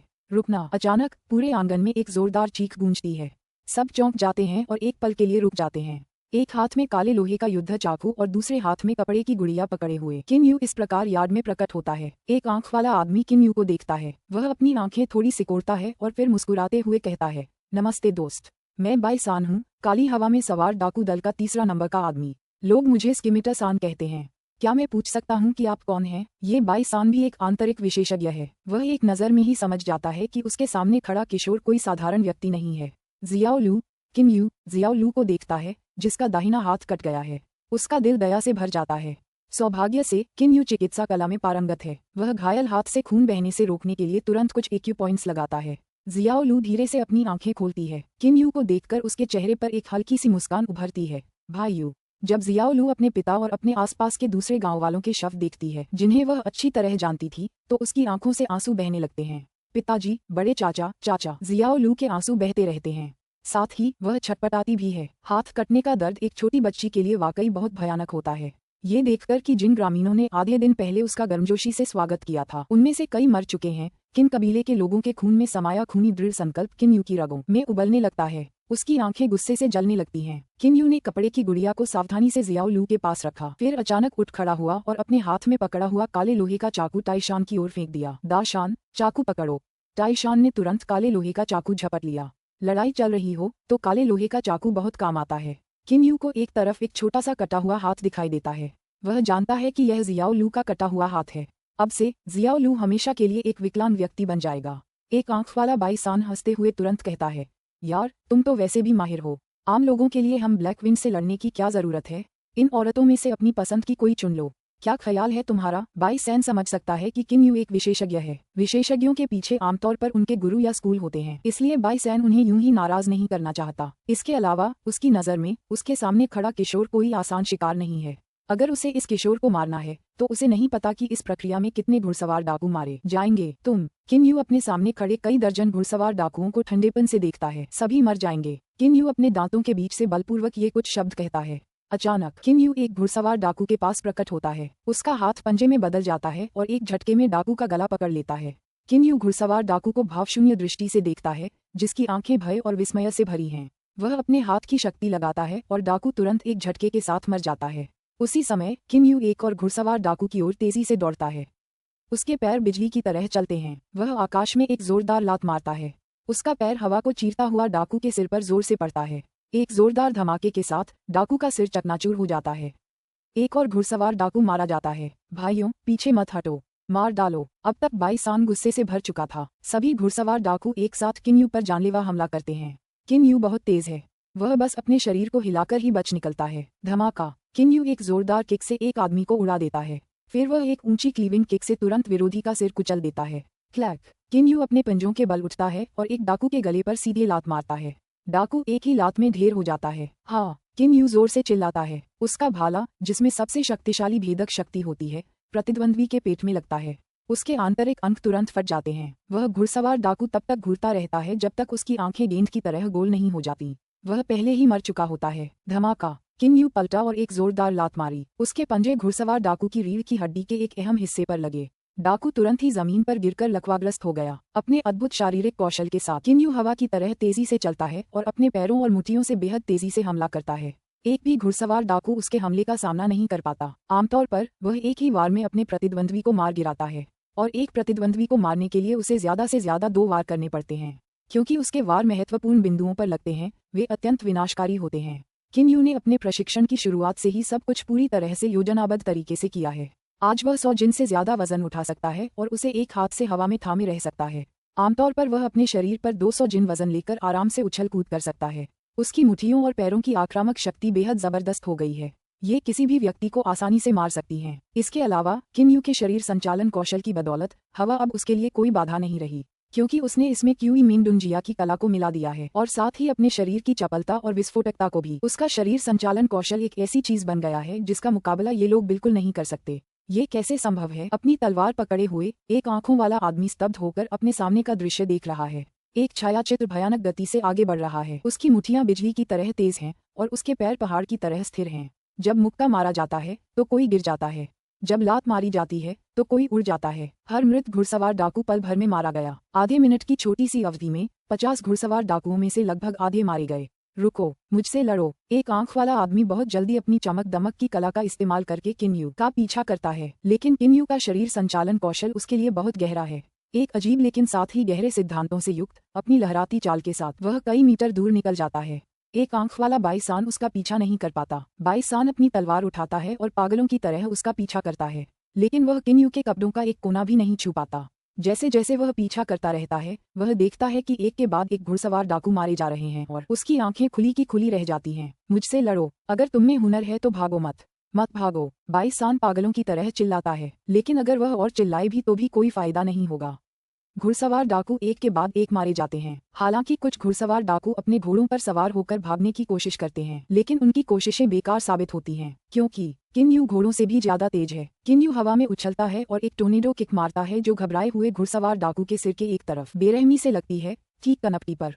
घुड़सवार डाकू का सिर वहीं कुचल जाता है, वह जमीन पर गिर जाता है और तुरंत मर जाता है। किन्यू हल्के से जमीन पर गिरता है मानो तैर रहा हो और आखिरी घुड़सवार डाकू बाईसान को ठंडेपन से देखता है। मात्र 1 मिनट में 50 घुड़सवार डाकू मारे गए, सिवाय एक के, बाईसान, जो ब्लैकविंड घुड़सवार डाकू दल का तीसरा नंबर का आदमी था। बाईसान अपनी तलवार पकड़े हुए है, उसकी एक आंख लगातार चमक रही है, जबकि उसके गले से धीमी चीखें निकल रही हैं। 1 मिनट में ही उसके सभी अधीनस्थ मर चुके हैं। काली हवा से लैस डाकू दल अपनी 1/3 शक्ति खो चुका है। बाईसान कैसे भयभीत नहीं होगा? मर जा। अपनी प्रकाश कला का इस्तेमाल करते हुए बाईसान पूरी गति से किन्यू पर हमला करता है। उसके हाथ में मौजूद तलवार से बर्फ जैसी ठंडी रोशनी निकल रही है। किन्यू स्थिर खड़ा बाईसान को हमला करते हुए देख रहा है। बाईसान की आंखें लाल हो गई हैं, उसके शरीर की सारी आंतरिक ऊर्जा फूट रही है और उसके हाथ में तलवार प्रकाश की किरणें बिखेर रही है। उसका शरीर भी अपनी चरम गति पर पहुंच गया है। वह पल भर में किन्यू के सामने आ जाता है। ये देखकर कि किन्यू अभी भी कोई हरकत नहीं करता, आसपास के सभी जीवित ग्रामीण चिंतित हो जाते हैं। लेकिन इस समय अपने शरीर को झुलाते हुए किन्यू अप्रत्याशित रूप से बाईसान के पास पहुंच जाता है। वहां से वह सीधे बाईसान के घुटने पर एक लात मारता है।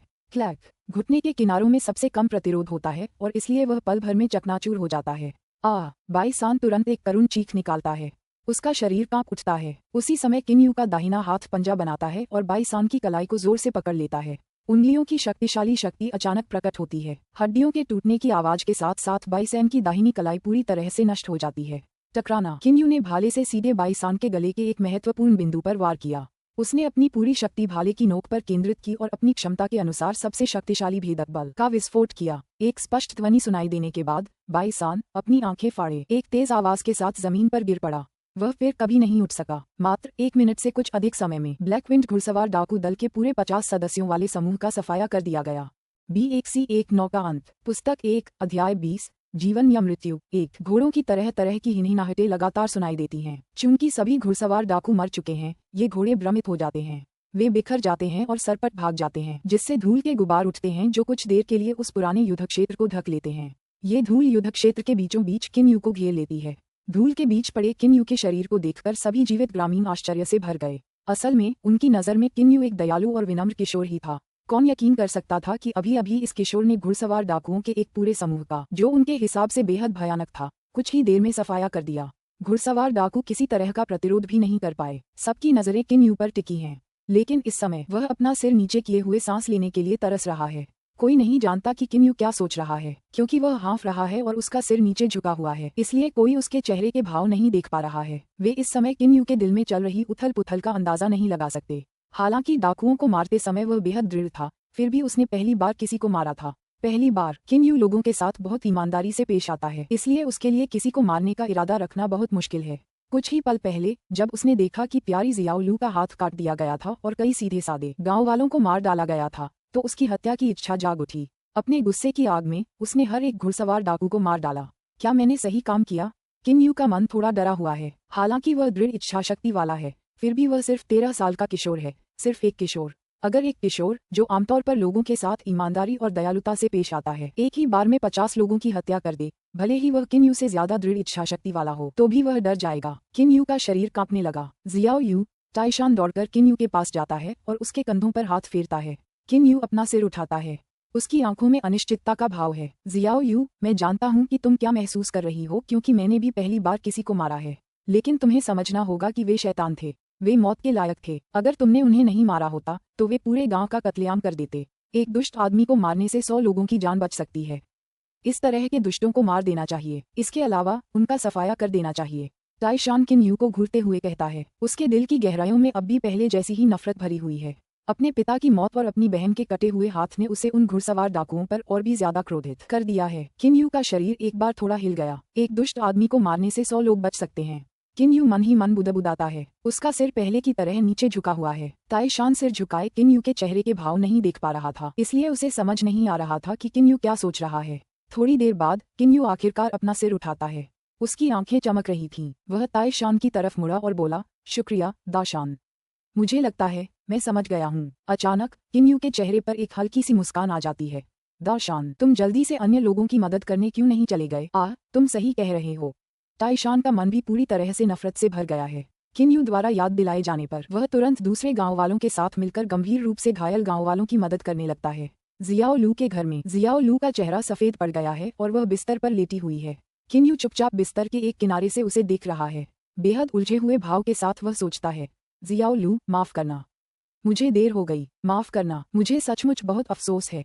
राजसी हवेली से काले लोहे का युद्ध चाकू और कपड़े की गुड़िया लेने के बाद वह लौटने से पहले यान शहर में अच्छी तरह घूमने चला गया। यदि वह थोड़ा तेजी से वापस आ जाता तो शायद जियाओ लू का हाथ नहीं कटता। मुझे खेद है। जैसे ही किन यू को याद आता है कि कैसे शियाओ लू ने दोनों हाथों में चाय का कटोरा पकड़ा और उसे पीने के लिए दिया, उसका दिल दुखता है और उसकी आंखें शोक से भर जाती हैं। अचानक किन यू खड़ा हो जाता है। उसकी आंखें ठंडी चौंकाने वाली रोशनी से चमक उठती हैं। खिड़की से बाहर देखते हुए किन यू के दृढ़ चेहरे पर एक अवर्णनीय चमक फैल जाती है। पिताजी, बड़े भाई और दूसरे भाई ने कहा, कियानलोंग महाद्वीप पर 10 अरब लोग हैं, जिनमें हर तरह के लोग शामिल हैं। मुझे किसी की उदारता का फायदा नहीं उठाना चाहिए और लोगों के साथ ईमानदारी से पेश आना चाहिए, लेकिन इन चंद दुष्ट लोगों को मार डालना चाहिए, तब तक मारना चाहिए जब तक कि उनमें से कोई भी न बचे। किन यू की आंखें चमक रही हैं। किन जेंग, किन फेंग और पूर्व विजेता राजकुमार किंदे सभी किन यू को लेकर चिंतित हैं, क्योंकि वह बहुत दयालु है और कियानलोंग महाद्वीप पर, जहां केवल सबसे योग्य लोग ही जीवित रहते हैं, इस तरह की मानसिकता के साथ वह बहुत नुकसान में रहेगा। लेकिन किंदे, किन जेंग और किन फेंग का ये भी मानना है कि किन यू समाज में आचरण करना सीख जाएगा, क्योंकि किन वंश के इतिहास में इतना दयालु कोई कभी नहीं हुआ। किन वंश के सभी लोगों की रगों में खूनी दृढ़ संकल्प है। लेकिन अभी अभी हुई लड़ाई ने सचमुच मेरे खून में जोश भर दिया। किन यू की आंखें चमक उठीं। उसके दिमाग में अभी अभी हुई लड़ाई के दृश्य घूम रहे थे। न्यूनतम शक्ति का इस्तेमाल, सबसे जरूरी जगहों पर प्रहार, पूरी ताकत से सबसे शक्तिशाली आक्रमण, पूरी गति से इस्तेमाल और विरोधियों को सीधे मार गिराया। नजदीकी मुकाबले में जीवन और मृत्यु का फैसला पल भर में हो जाता है। उनमें से सिर्फ एक आंख वाला आदमी थोड़ा मुश्किल था, बाकी लोग बहुत कमजोर थे। मेरे जैसे ही स्तर के युद्ध विशेषज्ञों के जरिए ही मैं युद्ध के जुनून का अनुभव कर सकता हूँ। जीवन और मृत्यु की सीमा पर सबसे शक्तिशाली युद्ध शक्ति का प्रदर्शन, जीवन के जुनून को जलाना, ये बिल्कुल उल्कापिंड जैसा है। किन यू उल्कापिंडों के दृश्य को याद करते हुए कहते हैं। तभी ताइशान कमरे में दाखिल होता है। वह सीधे जियाओ लू के बिस्तर के पास जाता है और फिर उसके नन्हे से चेहरे को देखता है। उनकी मां का जियाओ लू को जन्म देते समय प्रसव पीड़ा के कारण निधन हो गया था। अब उनके पिता भी चल बसे हैं। जियाओ लू ताइशान का इकलौता रिश्तेदार रह गया है। जियाओ लू, मुझे माफ कर दो, बड़े भाई को बहुत दुख है। ताइशान ने धीरे से जियाओ लू के चेहरे पर हाथ फेरा। उसके चेहरे पर बहुत ही शोकाकुल भाव थे। दाशान, किन यू ताइशान के पास जाती है और उसे दिलासा देने के लिए उसका कंधा थपथपाती है। वे दोनों प्यार से जियाओ लू को देखते हैं, जो अभी भी गहरी नींद में सो रही है। वे सोच भी नहीं सकते कि जागने के बाद वह ये सब कैसे झेलेगी। इस समय ब्लैकविंड घुड़सवार डाकू दल गांव से ज्यादा दूर माउंट लुओटिंग में आराम कर रहा है। बड़े भाई, लगता है बात गलत है। वो बदचलन बाई सान क्यों नहीं आया? बहुत समय हो गया। एक अधेड़ उम्र का आदमी, जिसका शरीर पूरी तरह से काले लबादे से ढका हुआ है, उस बर्बर आदमी के पास आता है और भौहें चढ़ाकर कहता है। यह अधेड़ उम्र का आदमी कोई और नहीं बल्कि काली हवा के घुड़सवार डाकू दल का नंबर 2 गुमिंग है। उसकी आंतरिक ऊर्जा बहुत गहरी है।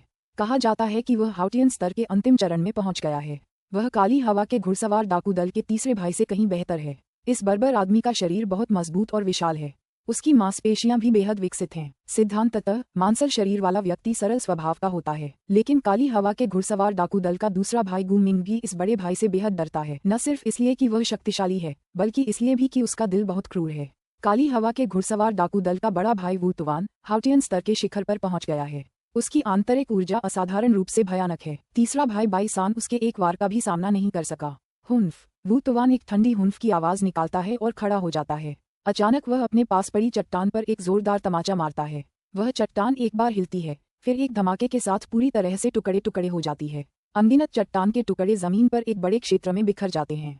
कुल मिलाकर यह वू तुवान उन 8 बाहरी विशेषज्ञों के बराबर हो सकता है जिनमें से किन यू उस समय अपना गुरु चुन सकता था। वह वर्तमान किन यू से कहीं ज्यादा शक्तिशाली है। यह माना जा सकता है कि काली हवा के घुड़सवार डाकू दल की बदनामी अकेले वू तुवान ने ही हासिल की है। काले वस्त्र पहने वू तुवान की आंखों से प्रकाश की ठंडी किरणें निकल रही थीं। कचरा, इस घटिया बाईसान ने वाकई बहुत समय बर्बाद किया है। सब लोग मेरे पीछे पीछे आते हैं और देखते हैं कि क्या हुआ है। वू तुवान अपने घोड़े पर सवार होकर तुरंत आदेश देता है। उसकी आवाज बेहद डरावनी लगती है। आदेश का पालन करते हुए दूसरे भाई गू मिंग समेत 100 घुड़सवार डाकू तुरंत अपने घोड़ों पर सवार हो जाते हैं। जाना, वू तुवान आदेश देता है और 100 घुड़सवार डाकू तुरंत घोड़ों को तेज चलने के लिए कहते हैं। वे उस गांव की ओर सरपट दौड़ते हैं जो अभी अभी आपदा से त्रस्त हुआ था। B1C20 का अंत। पुस्तक 1 अध्याय 21, जीवन या मृत्यु 2। अपनी दोनों बाहें छाती पर रखे किन यू खिड़की से असीम आकाश को देख रहा है। एक काला चील चुपचाप उसके कंधे पर खड़ा है। कुछ समय पहले जब वह यान शहर छोड़कर वापस आ रहा था तो वह काला चील कहीं और चला गया था। वह कुछ देर पहले ही लौटा है। किन यू जानता है कि काला चील भोजन की तलाश में गया था। मिस्टी विला में वह दिन के अधिकांश समय भोजन की तलाश में ही रहता है। घुड़सवार डाकू फिर से यहाँ हैं। गांव के बाहर से तरह तरह की भयानक आवाजें आ रही हैं।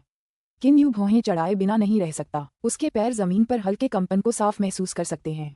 घुड़सवार डाकू फिर आ रहे हैं। जियाओ लू के बगल में खड़ा टाइशान ये सुनते ही अचानक उठ खड़ा होता है। वह अपने पास रखे काले लोहे के युद्धक चाकू को झपट लेता है। किन यू पहले ही कमरे के दरवाजे की ओर बढ़ रहा है। दाशान, बहुत सारे लोग आ रहे हैं। शायद लगभग 100 लोग होंगे। किन यू के ये कहते ही वह गायब हो जाता है। उसके कंधे पर बैठा काला चील आसमान में ऊंचा उड़ जाता है। टाइशान तुरंत काले लोहे के युद्ध चाकू को पकड़ लेता है। वह हत्या के इरादे से जलता हुआ गांव के बाहर की ओर दौड़ता है।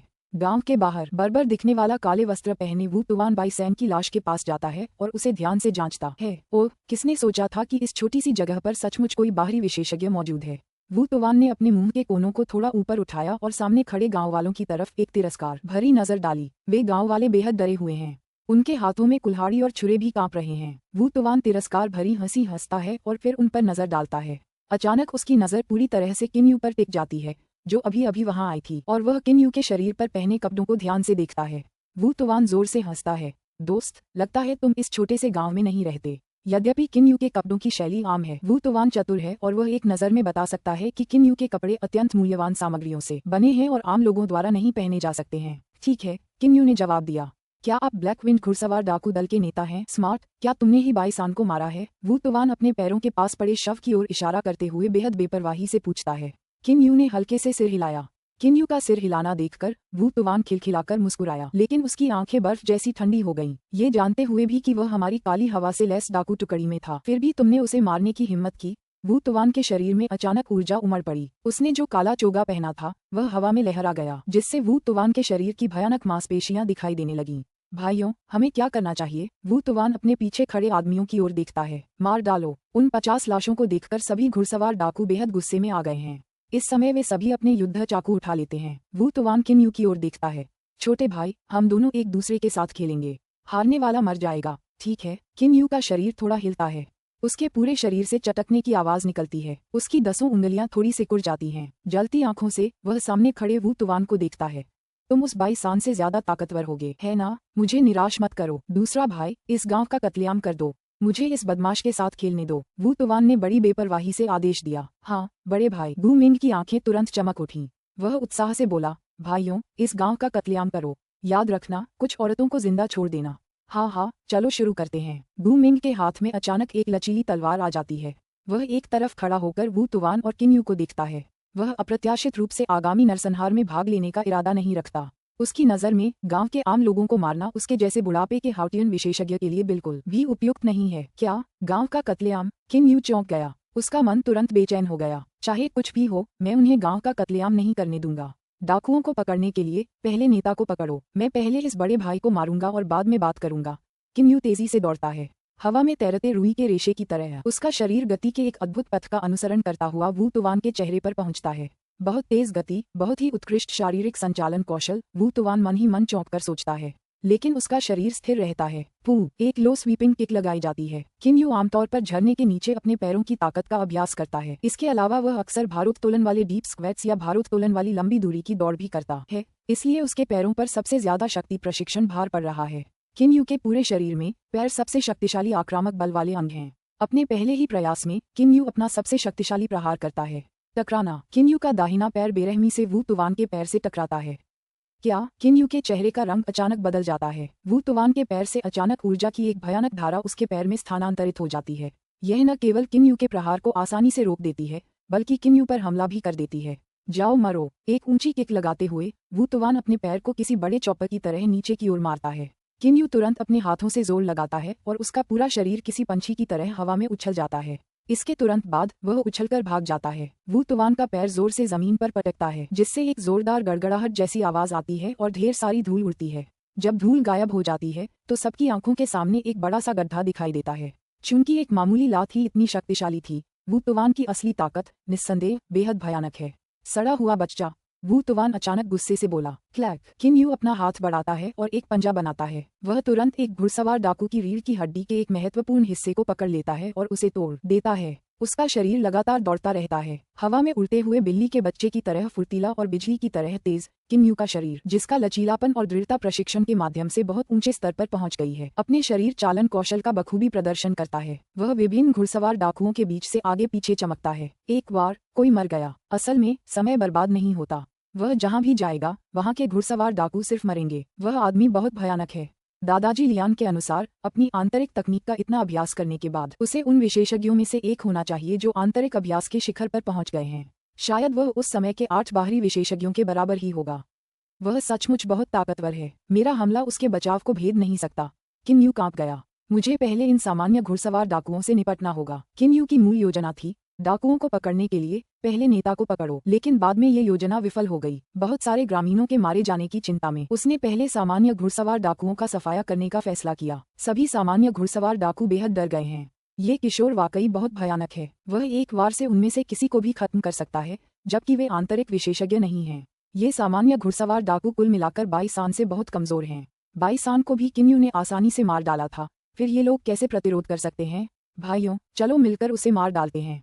एक घुड़सवार डाकू जोर से चिल्लाता है। बाकी घुड़सवार डाकू अचानक होश में आते हैं और गांव वालों को मारने की जहमत उठाना बंद कर देते हैं। फिर बहुत सारे लोग एकजुट होकर किन्यू पर हमला कर देते हैं। सावधान, ताइशान जल्दी से चिल्लाया। देख रहे दूसरे गांव वाले भी किन्यू के लिए डरे हुए थे, लेकिन किन्यू ने एक उदासीन मुस्कान दी। एक साथ हमला। जब मेरे शरीर चालन कौशल की गति अपनी चरम सीमा पर पहुंच जाएगी तो मुझे एक बड़ी सेना से घिरे होने पर भी एक छोटी सी खरोंच भी नहीं आएगी। अब तो दसियों घुड़सवार डाकू ही बचे हैं। वे क्या हैं? किन्यू का शरीर बिजली की तरह घुड़सवार डाकुओं के बीच से टकराता है। हालांकि ये घुड़सवार डाकू उस पर अराजक तरीके से तेजी से वार करते हैं। किन्यू बिना किसी कठिनाई के उनके हमलों से बच जाता है। हर बार जब वह लात मारता है या मुक्का मारता है तो वह आसानी से एक घुड़सवार डाकू को मार गिराता है। बेटे, अगर तुम्हारे पास हुनर है तो छुपना मत। वू तुवान बहुत तेज गति से उसकी ओर दौड़ा। यह आदमी बहुत ताकतवर है। बेहतर होगा कि पहले ही भाग जाए। किन्यू अपना शरीर फैलाता है और अपनी चालों की सीमा काफी बढ़ा देता है। भीड़ के किनारे से वह लगातार सामान्य घुड़सवार डाकुओं को मारता है। हालांकि वू तुवान की कुल शक्ति बहुत ज्यादा है, लेकिन शरीर चालन कौशल के मामले में वह किन्यू से कमतर लगता है। दूसरे भाई, जल्दी से इधर आओ। वू तुवान जोर से चिल्लाया। बू मिंग तुरंत आगे बढ़ता है। बाकी पहलुओं के उलट उसकी हल्कापन कला और शरीर संचालन कौशल वू तुवान से थोड़े बेहतर हैं, लेकिन किन्यू के असाधारण शरीर संचालन कौशल के सामने वह फिर भी कुछ नहीं कर पाता। वह किन्यू को अपने सामने देखता है, लेकिन अगले ही पल किन्यू कई मीटर दूर एक तरफ चला जाता है। आंखें फाड़े एक घुड़सवार डाकू एक दयनीय तीखी चीख निकालता है, लेकिन उसका सिर तुरंत हवा में उड़ जाता है क्योंकि किन्यू की बेहद तेज चुभती हुई लात ने अप्रत्याशित रूप से उसका सिर धड़ से अलग कर दिया है। यह आखिरी सामान्य घुड़सवार डाकू है। सिर्फ 5 मिनट में लगभग 100 घुड़सवार डाकुओं का सफाया कर दिया गया है। किन्यू को अपने हमले की गति को इस हद तक धीमा करना पड़ा क्योंकि उसके आसपास 2 महान विशेषज्ञ वू तुवान और गू मिंग थे। वाह! किन्यू अपने पैरों से जोर लगाता है। उसका शरीर आसमान में उछलता है। अचानक वह गांव के बाहर एक पेड़ की शाखा पर कूद जाता है और उस शाखा पर खड़ा हो जाता है। किन्यू अपने नीचे खड़े 2 महान विशेषज्ञों को ठंडे भाव से देखता है। इस कमीने ने मेरे सभी भाइयों को मारने की हिम्मत की। मैं इसे जरूर चीर डालूंगा। वू तुवान बेहद गुस्से में है। उसकी सारी शक्ति फूट पड़ती है। उसके शरीर पर पड़ा काला लबादा अचानक चिथड़ों में बदल जाता है, जो हवा में उड़ जाते हैं। वू तुवान के शरीर के चारों ओर ऊर्जा की विभिन्न धाराएं घूमती दिखाई देती हैं। उसके पूरे शरीर की मांसपेशियां अभी भी कंपन कर रही हैं। डीट बेल शक्ति। हालांकि यह एक आंतरिक तकनीक है, यह मांसपेशियों की ताकत को आंतरिक कार्यप्रणाली के साथ जोड़ती है। जन्मजात अपार शक्ति के साथ वू तुवान डीट बेल शक्ति का अभ्यास करता रहा है, इसलिए आंतरिक और बाह्य शक्तियों के संयोजन के कारण वह वास्तव में हाउटियन स्तर के शिखर पर पहुंच गया है। उसकी समग्र शक्ति भयानक रूप से प्रबल है। बड़े भाई, मुझे उसे जिंदा ही काट डालने दो। गू मिंग की आंखों में ठंडक और क्रूरता झलक रही थी। उसकी आंतरिक ऊर्जा उसके शरीर में घूम रही थी। सिर्फ आंतरिक ऊर्जा के मामले में ही वह और वू तुवान बराबरी पर थे। आंतरिक ऊर्जा और शारीरिक शक्ति के मेल से ही वू तुवान उससे ज्यादा शक्तिशाली हो सकता है। बाई सान जैसे साधारण लोग इन दो महान विशेषज्ञों से कैसे तुलना कर सकते हैं?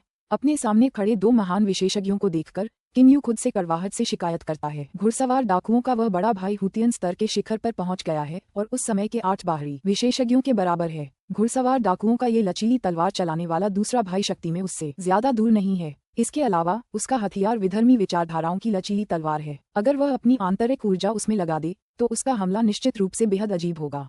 B1C21 का अंत। पुस्तक 1 अध्याय 22 जीवन या मृत्यु 3। इससे कोई फर्क नहीं पड़ता कि मैं उनमें से किससे सीधे लड़ूंगा। मेरे जीतने की ज्यादा संभावना नहीं है। थोड़ी देर बाद किन यू उनके शक्ति स्तरों की तुलना करता है।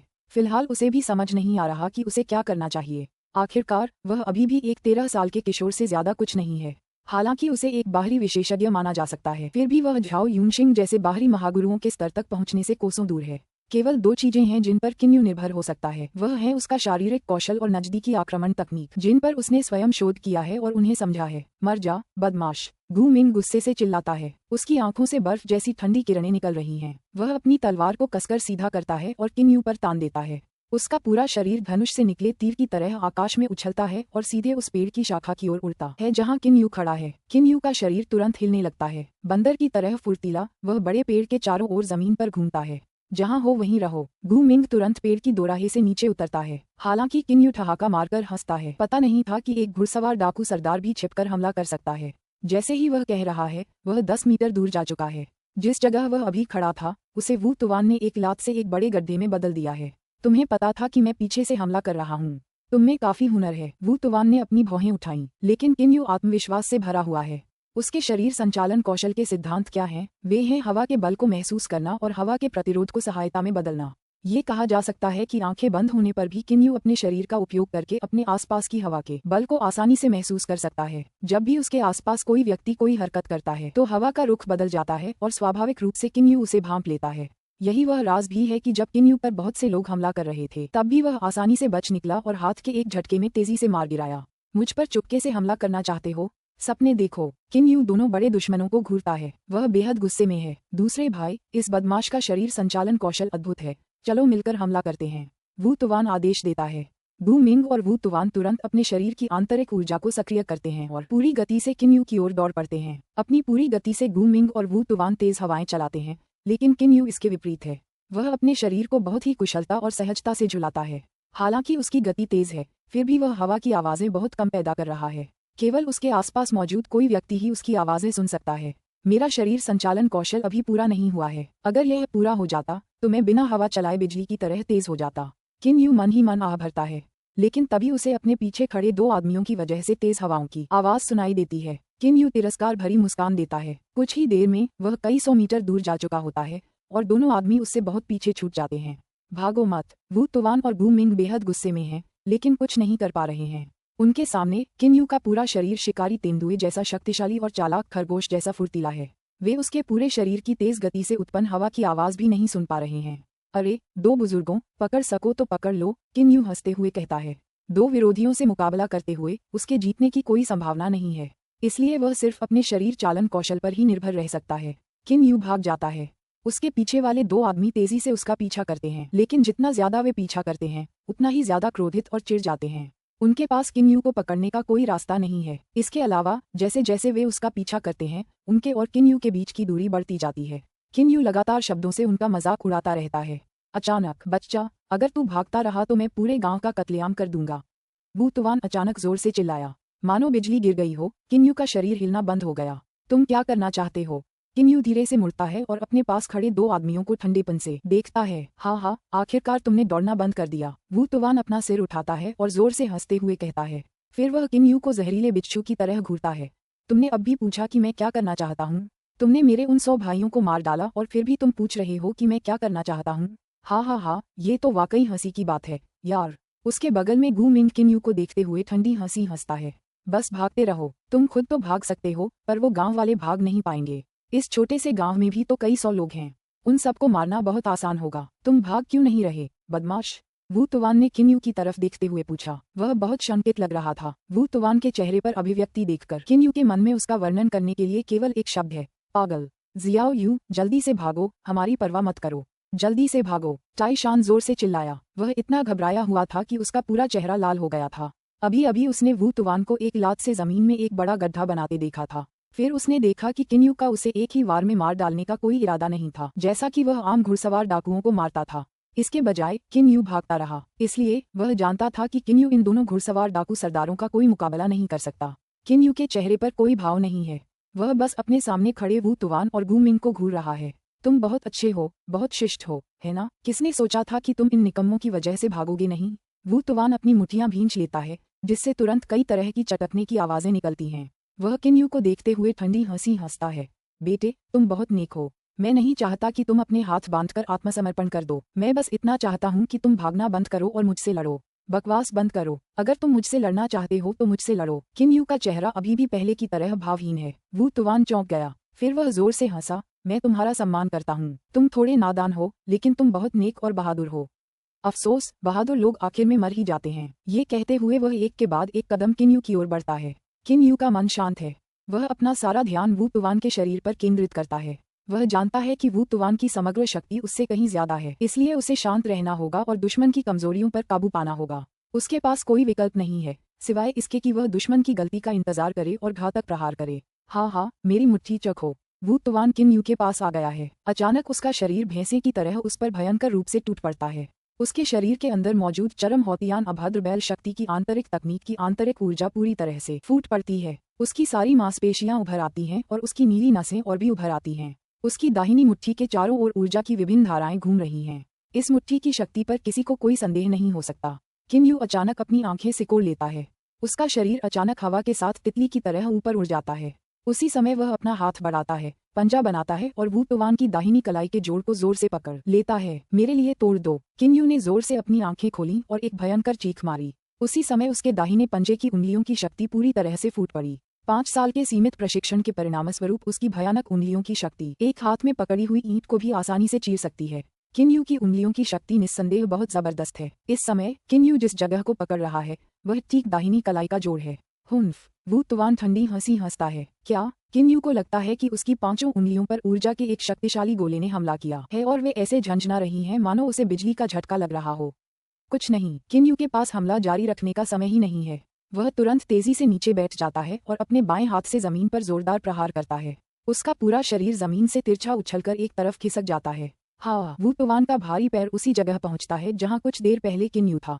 अगर किन्यू थोड़ा धीमा होता तो वू तुवान की लात उसे लग जाती। किन्यू का चेहरा अचानक बदल जाता है। वह भी तुरंत दौड़ पड़ता है। बाएं कंधे में तेज दर्द महसूस करते हुए वह 2 बार और दौड़ता है।